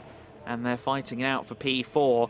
I wonder if by the end of this race it might be a 3-way battle, because Giuffreau's car, as wounded as it is, does seem to be quite quick, and he's gaining on both of them. Yeah, definitely. And I have an update on Giorgio Maggi, thanks to Gianluca Guiglia, gave us some updates right now. So he's alert and speaking and in good spirit, released from medical center and sent to hospital for further evaluation. Of course, that's a security measure, but it seems that we can confirm what we saw already after he left this wrecked 33 car, that Giorgio Maggi seems to be fine, and that's, for me, the most important news today. Yeah, he'll have some, sore spots and some things that need to be checked over after an impact like that. We could see that while he was walking, he was in a little bit of pain, so they'll just be making sure they get a full picture of his health after an impact that's significant. But the great news is, again, he's alert, he's himself, he's the Giorgio we recognise, and we'll get more updates on him, I'm sure, long after the day's racing has concluded. Garelli then coming across the crest of the hill now for the out of the last corner, with Thomas Tuffel proving to be more and more, I think, of a fixture in his mirrors. Last time by, Tuffel set his personal best lap of the race, but Garelli has recognised that Tuffel is starting to open up the taps, so he's responded with the fastest lap of the race, a 1:37.673 for Garelli last time by. That is the fastest lap of the race, and he's, I think, going to be forced into dashing to the line because Thomas Tuffel means business. Mulders is dropping off a little bit in third position, maybe just starting to struggle with the tyres at this juncture, and then there's this battle for fourth place between Hazemans and Erkeli, of which Erkeli has slightly dropped off the pace, a 39.3 last time for Erkeli, which is the better part of 2 seconds off what we're seeing at the front of the field, and moreover, it's 1.4 seconds slower than Giuffreau was on the previous lap. So Paul Giuffreau is very quickly arriving towards the wing mirrors of that number 11 car of Gianmarco Erkeli. Keep an eye on the RDV car in the back of these shots, because it is just closing in on its fellow pair of Mustang-bodied machines, the Retty Jones Racing number 30 of Hazemans, the number 11 of Gianmarco Erkeli from Illumitech Racing. The number 3 looking to try and move onward and upward here. A top 5 finish would be a very rich reward for a driver who started in 24th position. Yeah, definitely. And now the leading cars are coming to the last chicane. Garelli still in the lead. At the moment, he still manages the gap to Thomas Tuffel, who's doing a really good job there in second place. Then we have Bruno Mulders. He's still in the reach to maybe attack Thomas Tuffel later in the race if he gets a good run, or maybe Tuffel made one mistake. Here, the three-way battle for Hazemans, Erkeli and Giuffreau. I think I have to go down now to victory lane and also prepare everything for the champion celebration. So, Adam, I leave you alone now for the last 3.5 laps. Well, thank you very much, Andre, for your efforts down in the pit lane, down on the grid as well, and with us here in the commentary box. We look forward to seeing you in victory lane. We now focus in on these final laps of the race. Then it's lap 15 of 18 at the moment. And you see again Paul Giuffreau looming larger in the back of these shots. His last lap was the quickest of the race, a 1:37.650. He is setting a very fast pace, a very steady metronome as well, consistently lapping quickly, and he's going to be on the back of Gianmarco Erkeli in just a couple of corners' time. And of course, he's also looking for second in the championship, no doubt. He's 22 points back from Erkeli, so getting past the number 11 won't do it for him. However, it will be a little bit of a point of pride, I think, to get himself into the top 5 in the last race. 3 to go this time by then. Garelli has kind of managed the threat now from Tuffel in the 34. The gap back out over 1 second.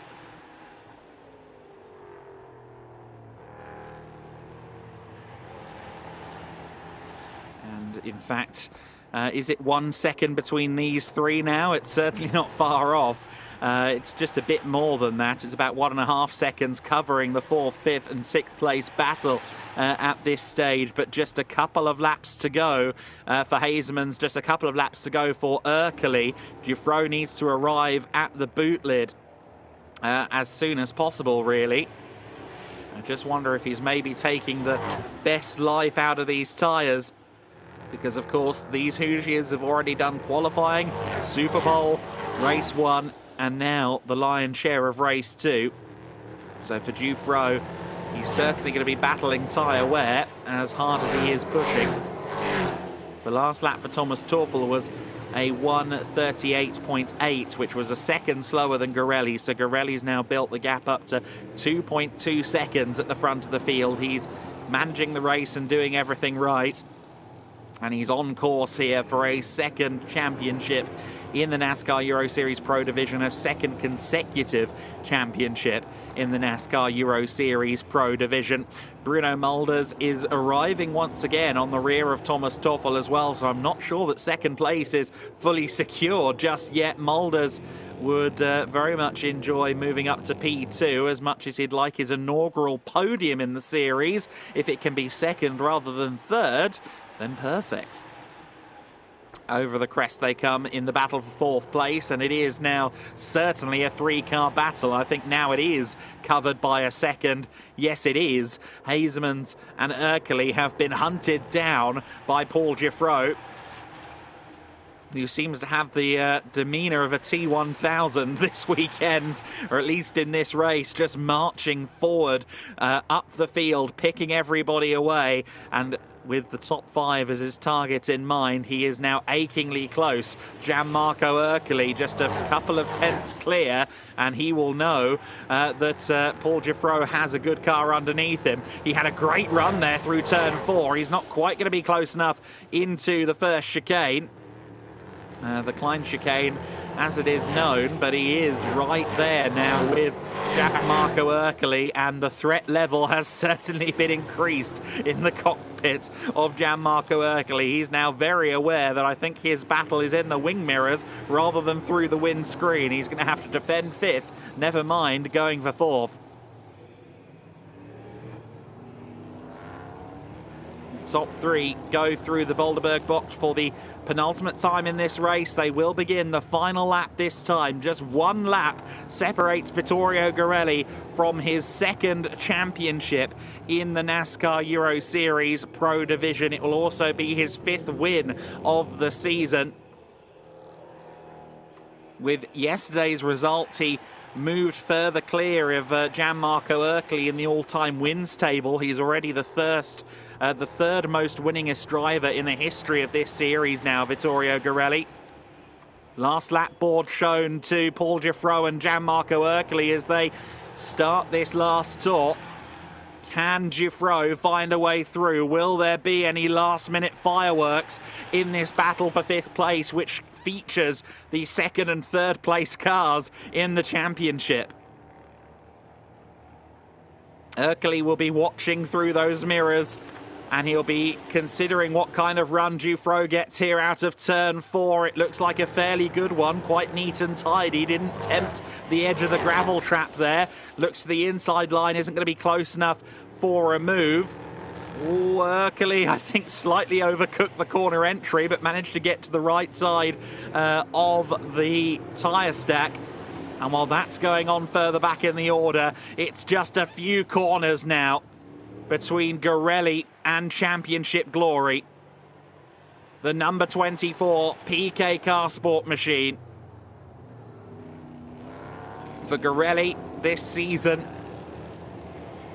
has been an extremely strong one as we see Urkeley and Giffreau side by side. I think Urkeley is just about going to hold on, but Giffreau is fighting him every inch of the way. At the front, though, it's Garelli culminating a fabulous championship campaign. He is our champion in 2025. Vittorio Garelli and PK Carsport have done it. Who's across the line in 5th place? It will be a drag race to the line. It will be Gianmarco Urkeley, who just about holds on at the line. Garelli, Teufel and Mulders, your top 3. Hazemans and Urkeley rounding out the top 5. Bruno Mulders becomes the youngest podium finisher, as we saw there Siortzis and Ryan Vargas with a drag race to the line, which Vargas won by 0.02 of a second. Ryan Vargas just about holding on to what is 11th place in this race.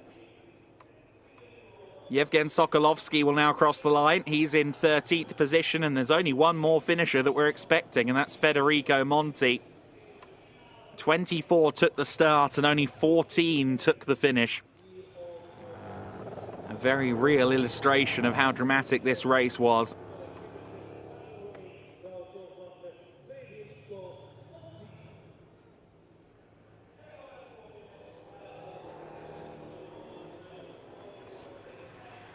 There is Monti, the last man to cross the line in the 2025 NASCAR Euro Series season. Vittorio Garelli is down there at turn 1. I think he's going to let loose and do some donuts.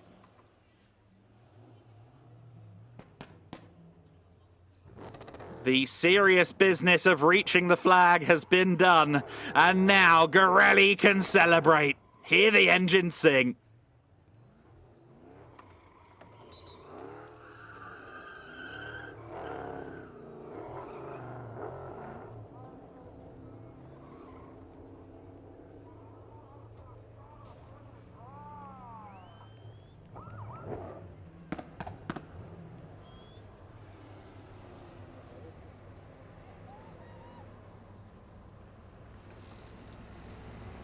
Is he going to do a little bit more? No, he's decided he's had enough. Maybe not quite SVG when it comes to the pageantry post-race just yet. But Vittorio Garelli celebrating a championship. I'm sure there's a wide smile in that man's helmet. Think back to 2023 when he was part of the Team Blake Amolan outfit. He had a great season, but his own mistake cost him in 2023. 2024, he and PK Carsport converging for the first time, and he had one of the most dominant seasons I can remember in the NASCAR Euro Series. Coming into this weekend, it was infinitely less secure, the championship status of the Italian, but of course Paul Giffreau getting wiped out at the first corner yesterday by some contact from behind. Kind of set the tone for the weekend firmly in Garelli's favour, and Vittorio has executed. He's taken the opportunity, he's taken the championship lead, he's watered it and he's watched it grow. And now Vittorio Garelli is a two-time champion in the NASCAR Euro Series. It's a very exclusive club, of course, being a multi-time champion in the NASCAR Euro Series. PK Carsport has hosted a good number of repeat champions over the years.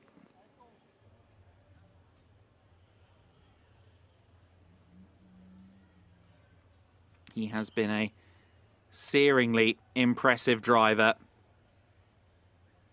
in his tenure so far with PK Carsport, and I get the distinct impression that that combination of the cool, calm and calculated Garelli and the Belgian team will continue. And what a thrill for PK Carsport to secure both titles on the same day, and for it to happen on their home turf here at the Circuit Zolder.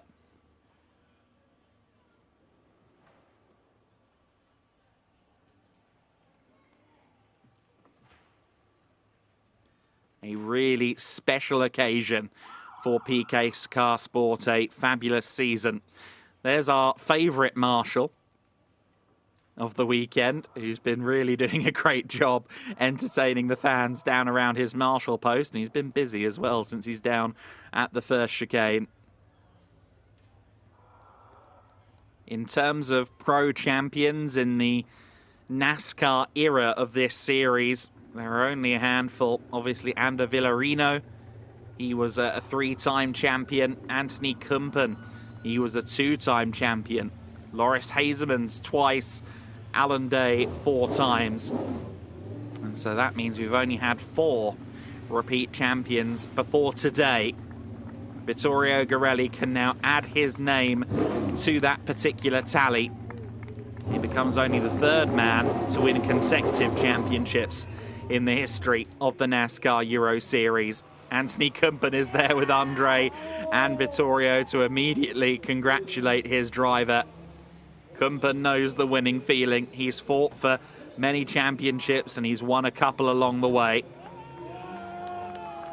And now the celebrations can begin for Vittorio Garelli.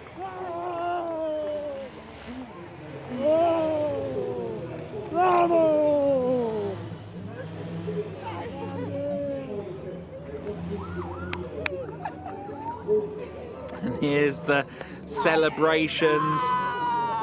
Family and friends celebrating along with Vittorio Garelli. He brought the young daughter of his main sponsor, Aurora, up to the podium yesterday. I'm sure she'll be keen to take in the celebrations again.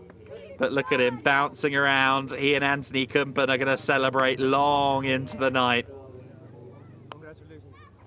Photographer Bart de Haase and then Thomas Chrysonis among the first to congratulate him as well. It's celebration mood and celebration mode for Vittorio Garelli.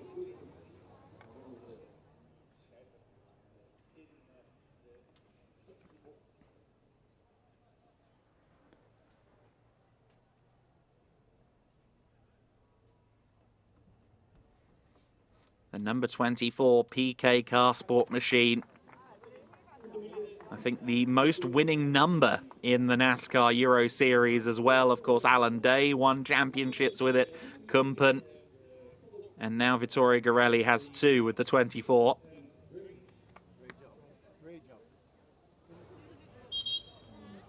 You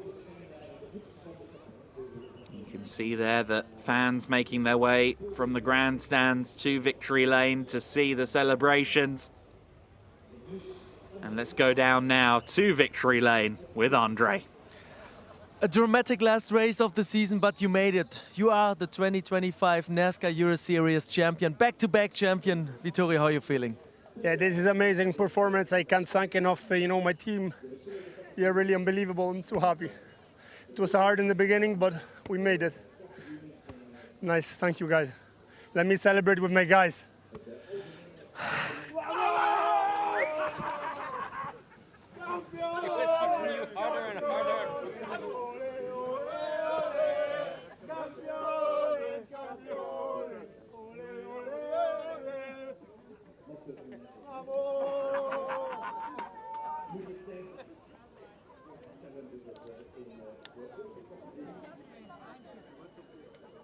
Garelli then ducking out of the media duties and beginning his celebrations. Unsurprisingly, very keen to share in this moment with everyone at PK Car Sport. And that's going to be a mighty party at the end of all of this. Worth confirming, of course, the rest of the points as well. Gianmarco Ercoli will be second in the championship, and Paul Giffreau will be our junior trophy champion as well, with third in the overall standings. Liam Hazeman's fourth position in the points ultimately, and Sebastian Blakemolen, metronomic consistency all year long, paying off for him with a fifth place finish in the championship.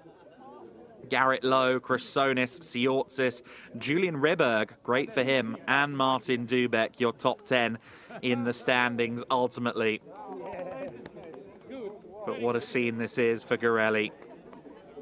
The culmination of a season of pressure and battles. Certainly, I think, a more competitive season than 2024 for Garelli in 2025, but he still comes out on top. And in Junior Trophy, Paul Giffreau comes out on top. First of all, that's yours. I'm here with Paul Giffreau, the Junior Trophy champion of 2025. It was an amazing race for you because you were charging through the field, doing some overtakes. It seems like you had some fun at least in the last race. Yes, that was the minimum I could do for my team because, yeah, as I told you yesterday, 10 years of work of RDV was wasted like that. Not my fault, so it was pretty hard for all the team, so I wanted to do that for the team. I think it's one of my best race ever, from last to P6. And yeah, I think we could even do even a bit better, but those drivers are really good, so it's not easy to overtake. But yeah, at least I think it's good thanks to RDV. And yeah, I think we will enjoy, not as we wanted, but we will enjoy this night. What about 2026? I mean, you were a title contender again. It seems like it's just a matter of time when you have the NASCAR Euro Series crown. Do you think about coming back and try it again? Is that at least a plan? We'll see. I don't know for now. We'll look at what we propose to me, and we will take the best choice. For sure, Euro NASCAR is one of the best series in Europe. So for sure, it's in the top of my list. It's in the top of my list, and yeah. But if I have another opportunities, I will look if it's the better. Thank you so much. Congratulations. Back to you, Adam. Well, Paul Giffreau, disappointed with how this weekend has gone, was hoping to fight for a championship, of course, as Vittorio Corelli continues to celebrate. I thought he was taking a nosedive there. We don't need any Conor shenanigans in this particular victory lane, Vittorio. I feel bad for that. Sorry, Connor. He's all right. He's well on his way potentially to an Xfinity Championship bid. Of course, the road to glory in the US National Division still ongoing. But for Vittorio Corelli, he is now Euro NASCAR champion of 2025 in Pro. Let's go down to Thomas Toffel, who finishes strong this year. Yeah, that was an almost perfect day. Two really strong results in Open and Pro. You must be happy at least to finish the season at that high note. Yeah, for sure, for sure. After a bad day, now a good day. I think, yeah, sometimes it's good to have a little bit luck also. So we also had contact. I see that there is a big crash at the beginning. So yeah, for me it was a really good day. Anything would you say this is also, I proved that I can be one of the top guys here? For sure, I always think that I am here to win. But yeah, sometimes, yeah, like the beginning of the season, since the beginning of this season, some little things did that I was not here, like all the races. All right, congratulations, thank you so much for an amazing race. Back to you, Adam.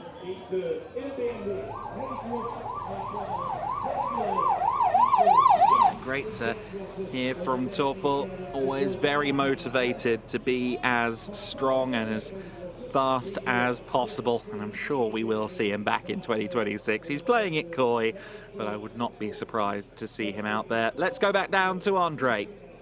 And I think the biggest surprise of the 2025 season, 17 years of age, and you mastered those cars. Amazing races in Pro and Open, amazing development. Man, the Rookie of the Year. What do you think about that? Yeah, thank you very much. It's been a perfect season ended as well. I mean, honestly, coming from P7, the speed we had today, it's been amazing this entire season. What did you learn? What was the most important thing you learned, you think? This year? Oh, that's a really, really good question. I think really to stay focused, keep calm, because with these cars you cannot really overpush and drive cleanly. All right, that's a clear message. Congratulations, thank you so much for the amazing show. Back to you, Adam. Yeah, big congratulations to Bruno Mulders. I've spoken in superlatives about his efforts an awful lot, but yeah, Rookie of the Year is definitely the summary now that we've reached the end of the season. And now the youngest Euro NASCAR Pro overall podium finisher to boot. What a season Bruno Mulders has had, and we hope to see more of him in 2026. Let's go back down to Andre. We make the Pro race short. What happened? It's okay. I think it was not, on purpose from Liam. I think more miscalculation also. Because I was a little bit wide from the turn before, but it's a very fast corner. You cannot pass from the inside there if you are not, next to the other car. So I'm pretty sure, because I know Liam, that it was not on purpose. He didn't say, I need to take out Thomas. So I don't have any personal issue with this. It's just a miscalculation. I could have done the mistake. Okay, it's a shame because we were fighting basically for nothing. And, you know, the damage on the car, okay. But it doesn't matter because in the end, I don't think a lot has changed. The only thing that I don't know is where I finished in the championship. I have to check as well. But yeah, other than that, okay, it's just a shame for the result because I'm pretty confident that I could do the 1-2 for the team. Where I made a very good start. I had a very nice pace. I only made a small mistake there, gave the room enough for that mistake to happen and the damage to be done. But yeah, other than that, all good. We try again for the Pro next year either way. Now we will enjoy, we'll drink some beer, and yeah, we prepare next week for the next season. I try to get one as well. Thank you so much, Thomas Krasonis, our Open champion. Back to you, Adam. Again, championship winners have to have shots rather than beer. This is the rule.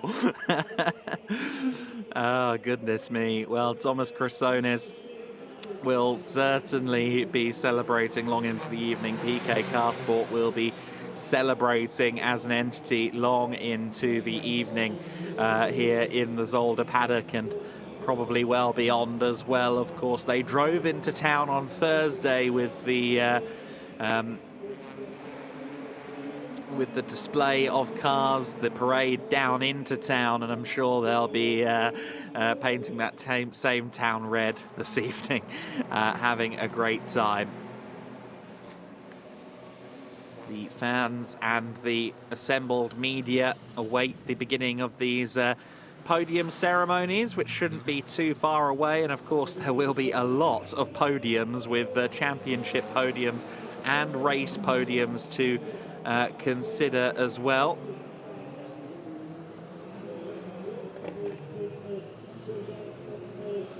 Which will be very fun to watch. We'll be starting with the championship podium first of all. Once we are ready to go, that will be our first presentation. Of course, it will be Vittorio Garelli lifting that trophy, as well as the winning trophy in the race as well.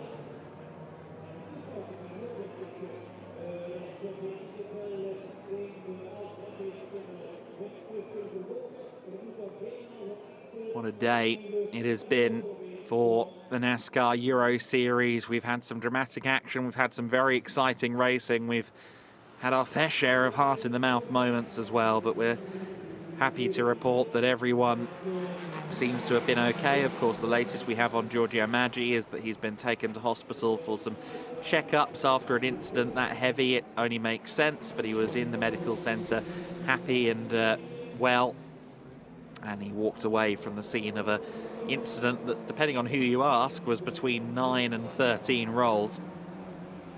And we're just so happy that he managed to walk away from that one.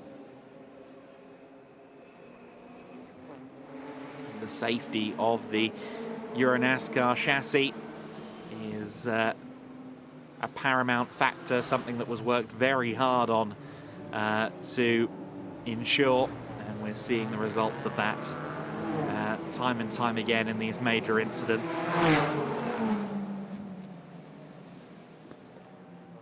Meanwhile, we managed to get that race, of course, started after the first lap incident, and some very exciting action we had as well. Paul Giffreau carving his way through the field. Gianmarco Ercoli fighting with the car, trying to get the best performance out of it, even though it looked a little bit temperamental at the wheel. Didn't look like it was quite dialed in right for him on this important day.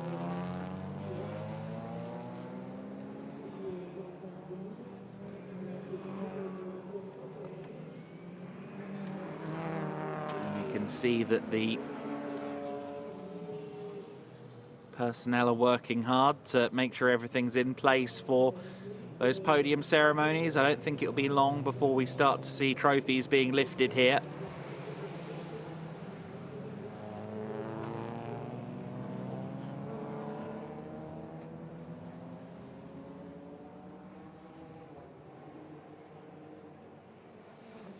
Of course, there will be a watch awaiting for the pole awards as well, which will go the way of Vittorio Garelli.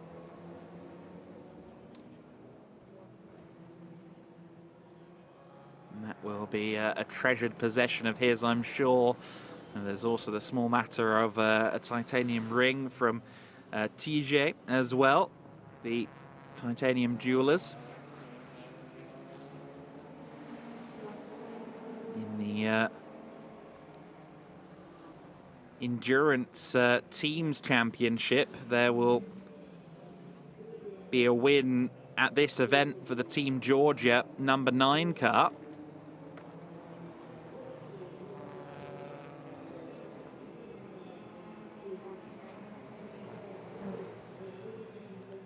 The efforts of Tavat Kalatsa and Kajaya win them this event when it comes to the teams category.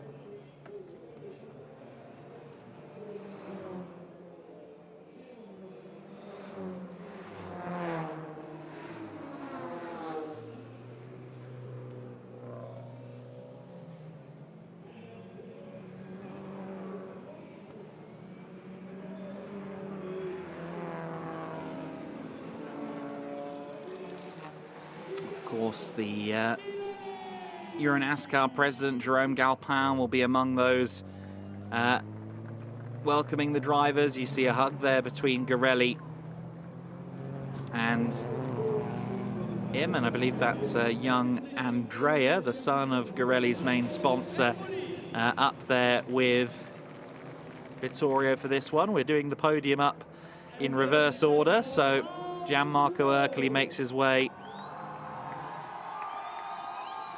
to the 3rd step. In fact, I think they've got this back to front because I think Paul should be on the other step. This is the championship podium. I don't think they've quite got it in the right order there, but of course the important thing is on the top step, and that is Vittorio Garelli, our champion.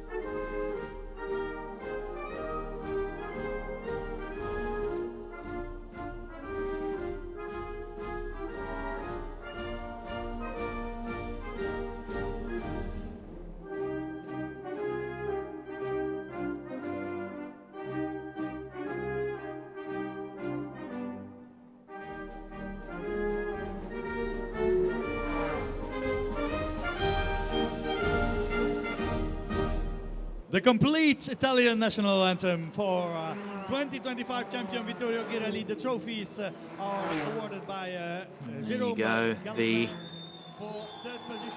podium ceremony with the full anthem.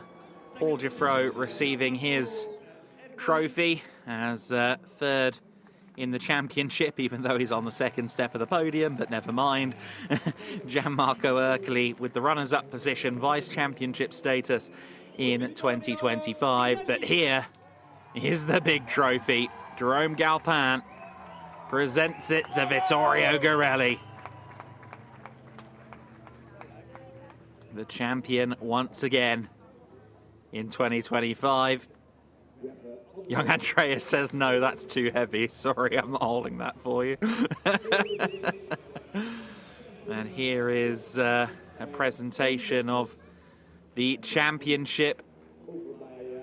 In fact, no, this is the watch, isn't it? This is the Pole Award watch, as I understand it. An exclusive timepiece from our partners at stromwatches.com.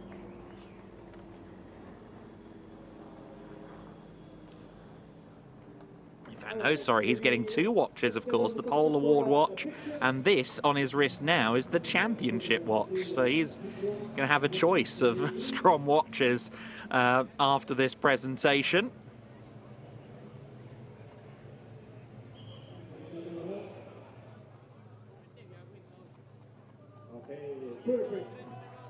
That is the champion's watch on his wrist. That is the championship trophy in his arms. You all received your awards. You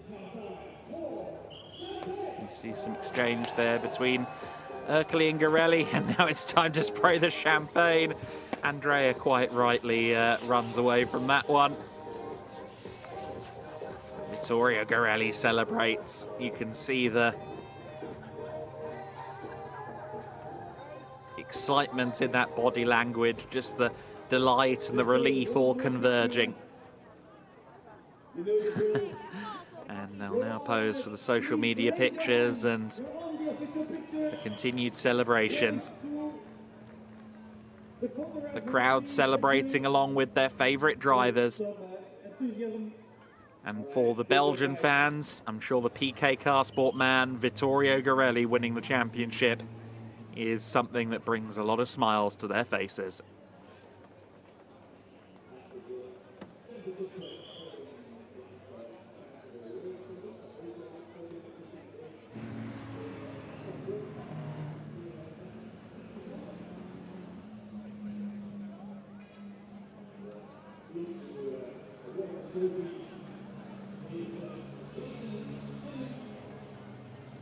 Next up, it will be the race podium, so the top 3 from the race, which of course will be similar to what we just saw, but Thomas Toffel will be up there on the podium. There'll be more celebrations as well for Vittorio Garelli. We'll have to see whether we get another run through of the anthems. Certainly Vittorio will belt it out again if he is given the opportunity.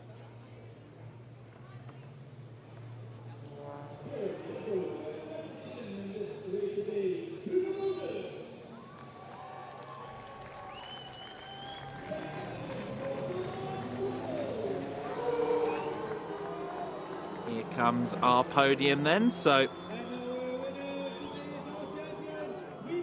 Bruno Mulders on the 3rd step, Thomas Toffel on the 2nd step, and Vittorio Garelli with his championship trophy in tow, with his champion's watch in tow, again climbs to the top. The perfect way, of course, to conclude the season. Jason Simmons presenting trophies here from NASCAR International. And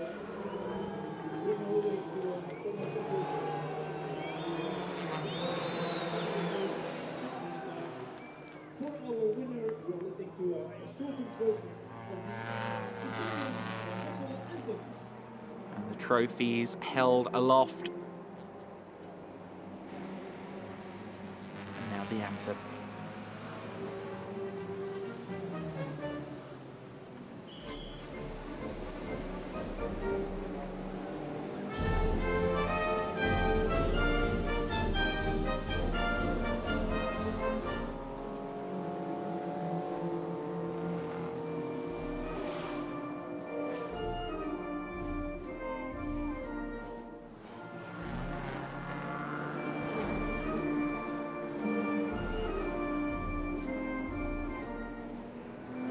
Congratulations, Vittorio, on winning the 2nd race of the weekend as well. A 2nd airing, the Italian anthem.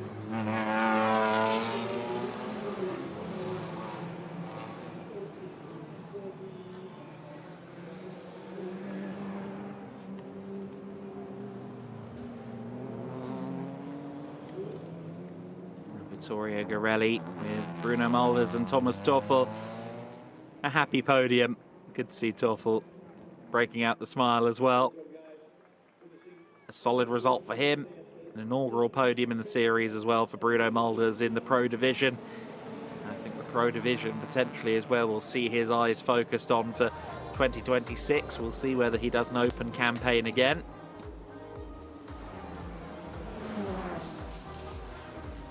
Hope you didn't like that camera. The celebrations, once again, the champagne being sprayed.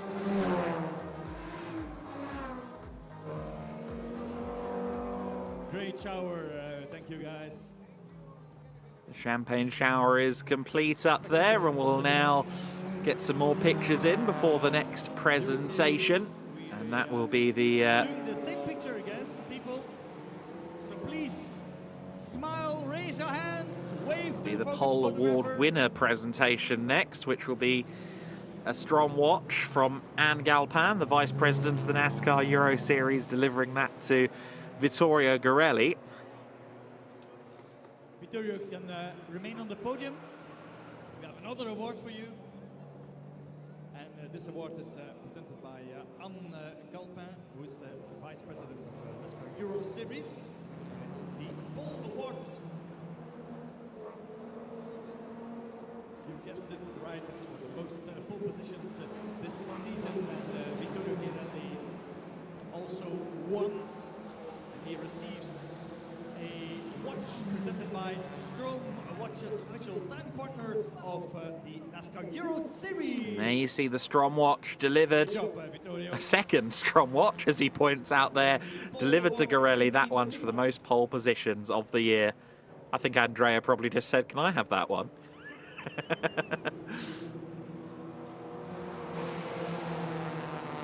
Don't you have enough, Vittorio? Lots of trophies, lots of bottles of drink, a couple of Strom watches, and I think there'll be much more besides for Garelli at the conclusion of this day. Victorious in the championship, victorious in both races this weekend, ended the season in the perfect fashion.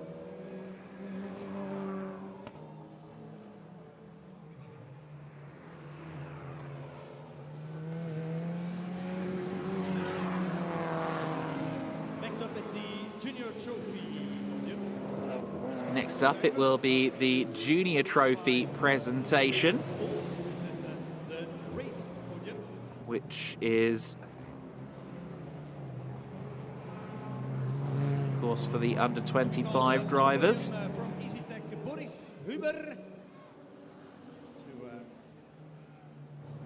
think I heard that we're doing Junior Trophy next, which is a bit of a breakaway from what I have on my schedule, so perhaps we're not going there yet. We'll have to wait and see.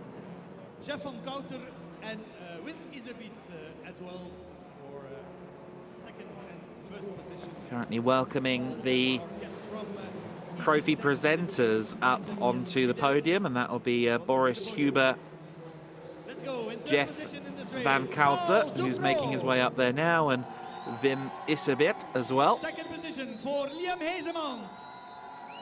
Here's your Junior Trophy drivers then making their way up for that podium. Giffro, Hazemans and Mulders, your top three. And all red, white and blue top three, with two Dutch drivers and a Frenchman. The Hugia cap thrown out to the fans by Liam Hazemans. Hollywood Liam Hazemans has had a couple of Hollywood heartbreaks this year, quite frankly. A couple of car issues, couple of dramas. You'll be hoping for a more apropos Hollywood ending in 2026. He said 80%, we'll have to keep an eye. Of course, he's been expanding out into historic racing and driving more and more different things in recent times as well. Congratulations on finishing.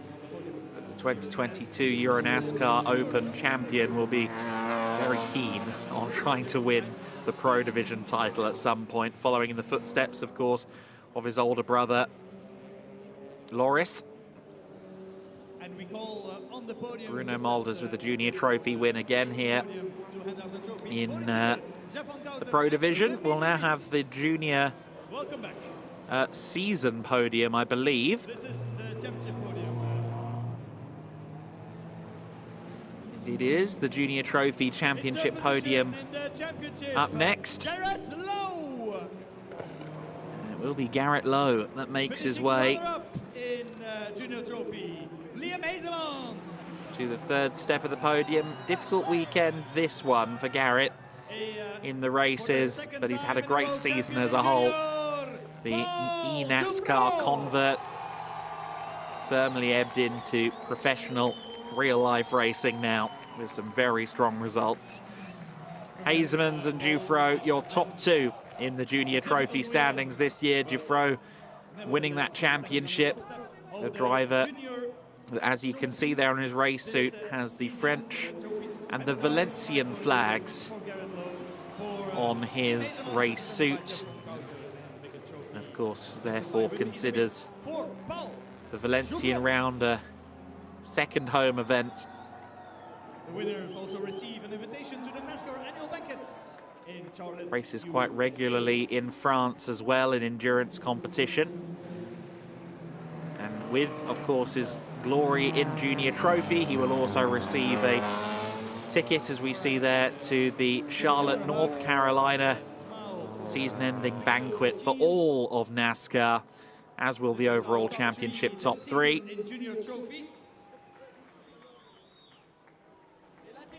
And now it's time for champagne. And champagne now gets sprayed by our junior trophy top three. Let's hope that all three of these exciting young talents are back in the series next year. I've often commented on the youth movement of Euro NASCAR in recent years. It's felt like more and more of a young and professional paddock in terms of the demographics of the entrants.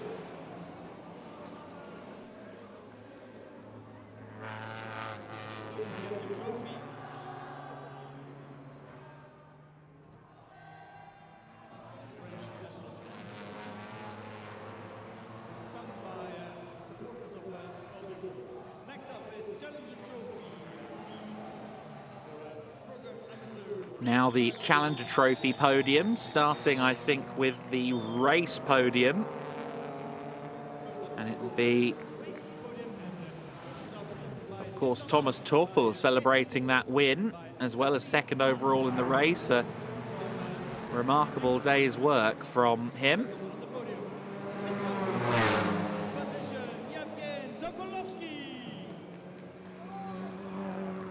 Tristan Dams, Thies Jacobs and Leslie Ertz presenting these trophies. Yevgen Sokolovsky up to the third step of the podium. David Kajaya to the second step, and Thomas Tuchel celebrating a win in Challenger. Good to see Sokolovsky back up there. It's been a while since we've seen him in Euro NASCAR prior to this weekend, and the Ukrainian who runs a fabulous car dealership in Germany. We hope to see more of him in the near future.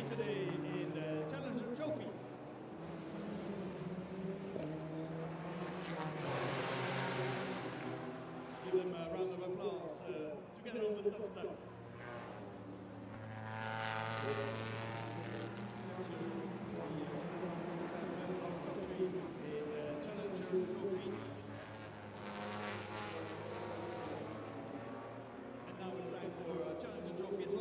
Next up, it will be the Challenger Trophy season podium, where we'll see Toffel, Capelli and David Kajaya up there. David Kajaya has done enough to win the Challenger Trophy this year, which is a big achievement for him. Of course, Capelli was leading it coming into this weekend, and coming into this race even, but that incident ultimately costing him the opportunity. There is Claudio Capelli making his way up. Shakes hands with Thomas Tuchel and David Kajaya will win the championship in the Challenger Trophy for the C-grade drivers, the drivers considered amateurs within the Euro NASCAR fold.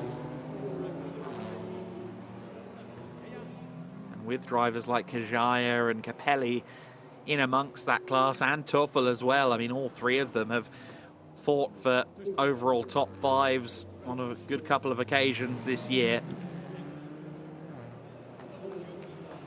It is a very, very competitive grid that we've seen. And I suspect in 2026 it might get even more interesting in terms of the competition we see.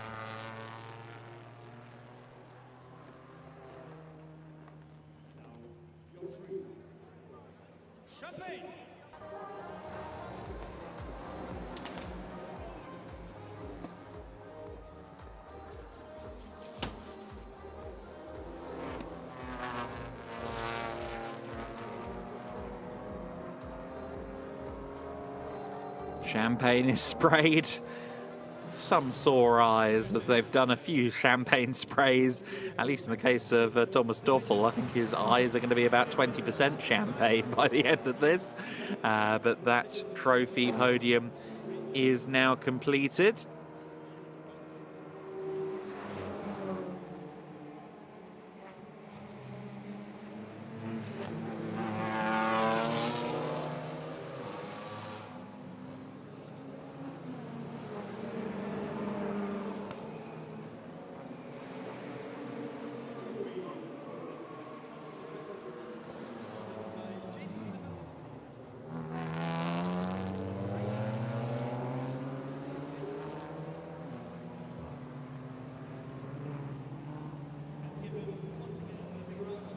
Next up, I think, will be the fastest driver of the event award, which will be a TJ Titanium ring presented by Jason Simmons of NASCAR International.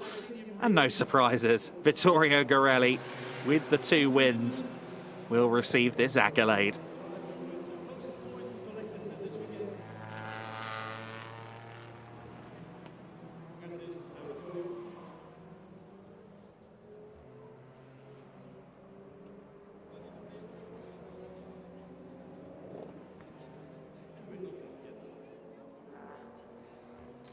Now, there should be trophy classifications for the endurance standings, which, of course, is a combination of all 4 races from the weekend. So that is, of course, the Pro and the Open combined into a makeshift endurance race classification.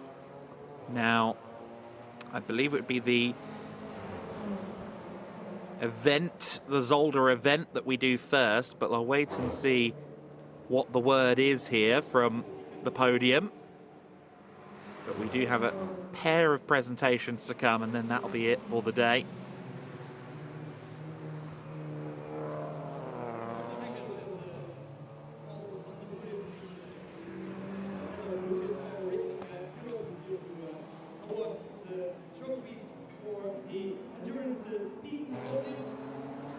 Plenty of trophies still there to hand out.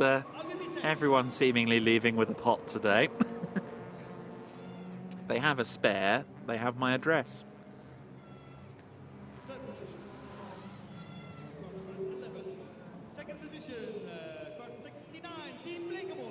This is then the classification for the race weekend here in the Endurance Teams Trophy format. The 11 Illumitech team, Gambarotto and Erkeli on the 3rd step of the podium. The 69 team Blake-Molen entry. Sebastian Blake-Molen up there. Melvin de Groot should be up there, but I don't think he's up there. Instead, Robin Blake-Molen has joined her father up there. And the number 9 Team Georgia by Marco Stipp Motorsport team take the top step for the Zolder event. However, with a very, very strong result in the overall team standings.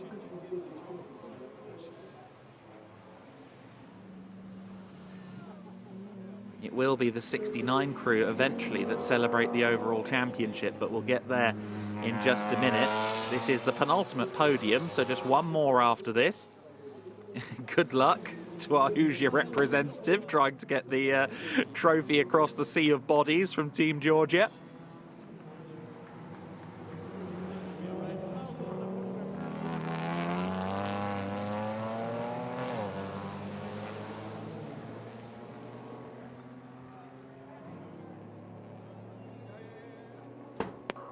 is still some time for champagne.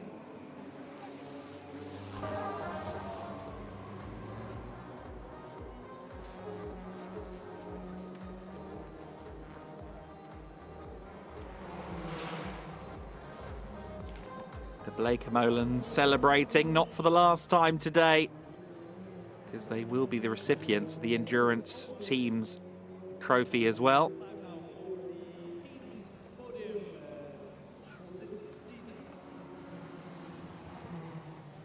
The top three in the Endurance Teams trophy, per the internal documents, would be the number 99 promotion car, third in the points. So Garrett Lowe will be back up on the podium, and for the first time this weekend, also on the podium would be his co-driver Dominic Schack. Second place will be the PK Car Sport team, if Vittorio Garelli hasn't already run to the garage to begin the party. And then, of course, it'll be the Team Blakemolen squad, as I alluded to, Melvin de Groot and Sebastian Blakemolen, both kind of playing similar roles in the Open and the Pro division, both of them the kind of wiser heads that keep consistent results flowing in. And across the year, that means this Endurance Teams Championship, which replaces a conventional team standings, goes their way. Only by a few points, however, courtesy of the strong efforts from Dombrowski and Vittorio Garelli. If anything, Dombrowski's difficult weekend in the Open division costing the championship in terms of the team standings, which is unfortunate for PK Car Sport, but given they have both drivers' titles this year, I don't think they'll mind too much. For Team Blakemolen, it is time to celebrate. Is Melvin still there? Of course, we saw him on the grid before the pro race. With any luck, he'll be up there to celebrate as well. You'll know if he does show up because he's about 5 inches taller than anybody else in the paddock.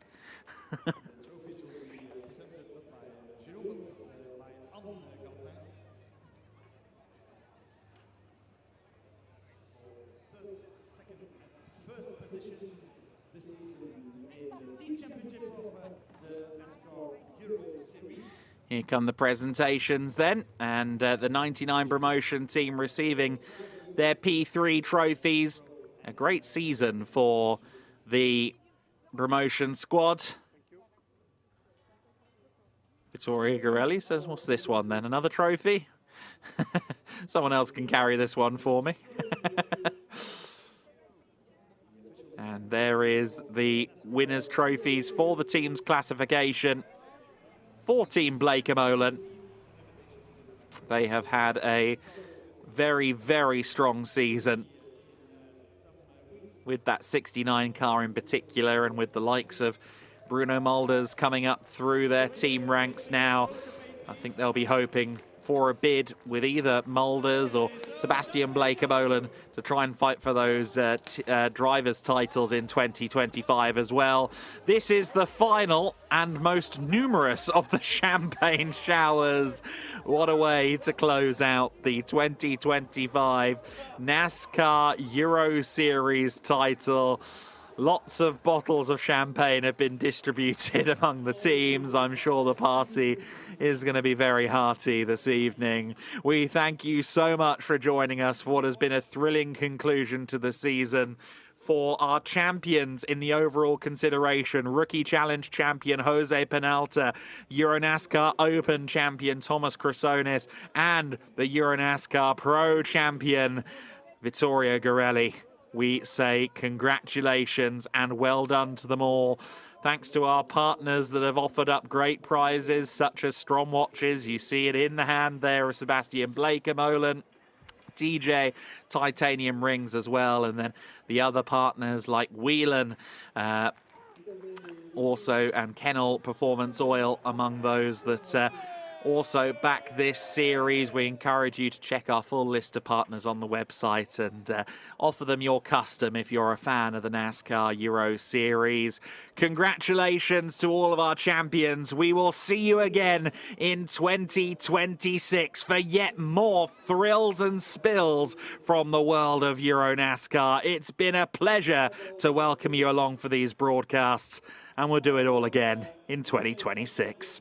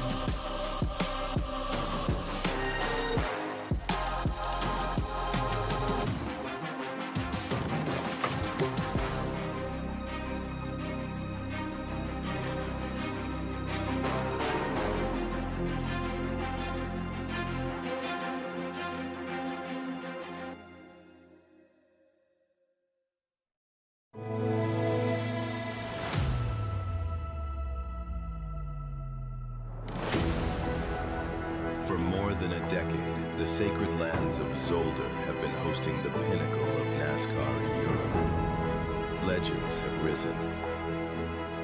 Heroes have fallen. Friends and foes meet here again.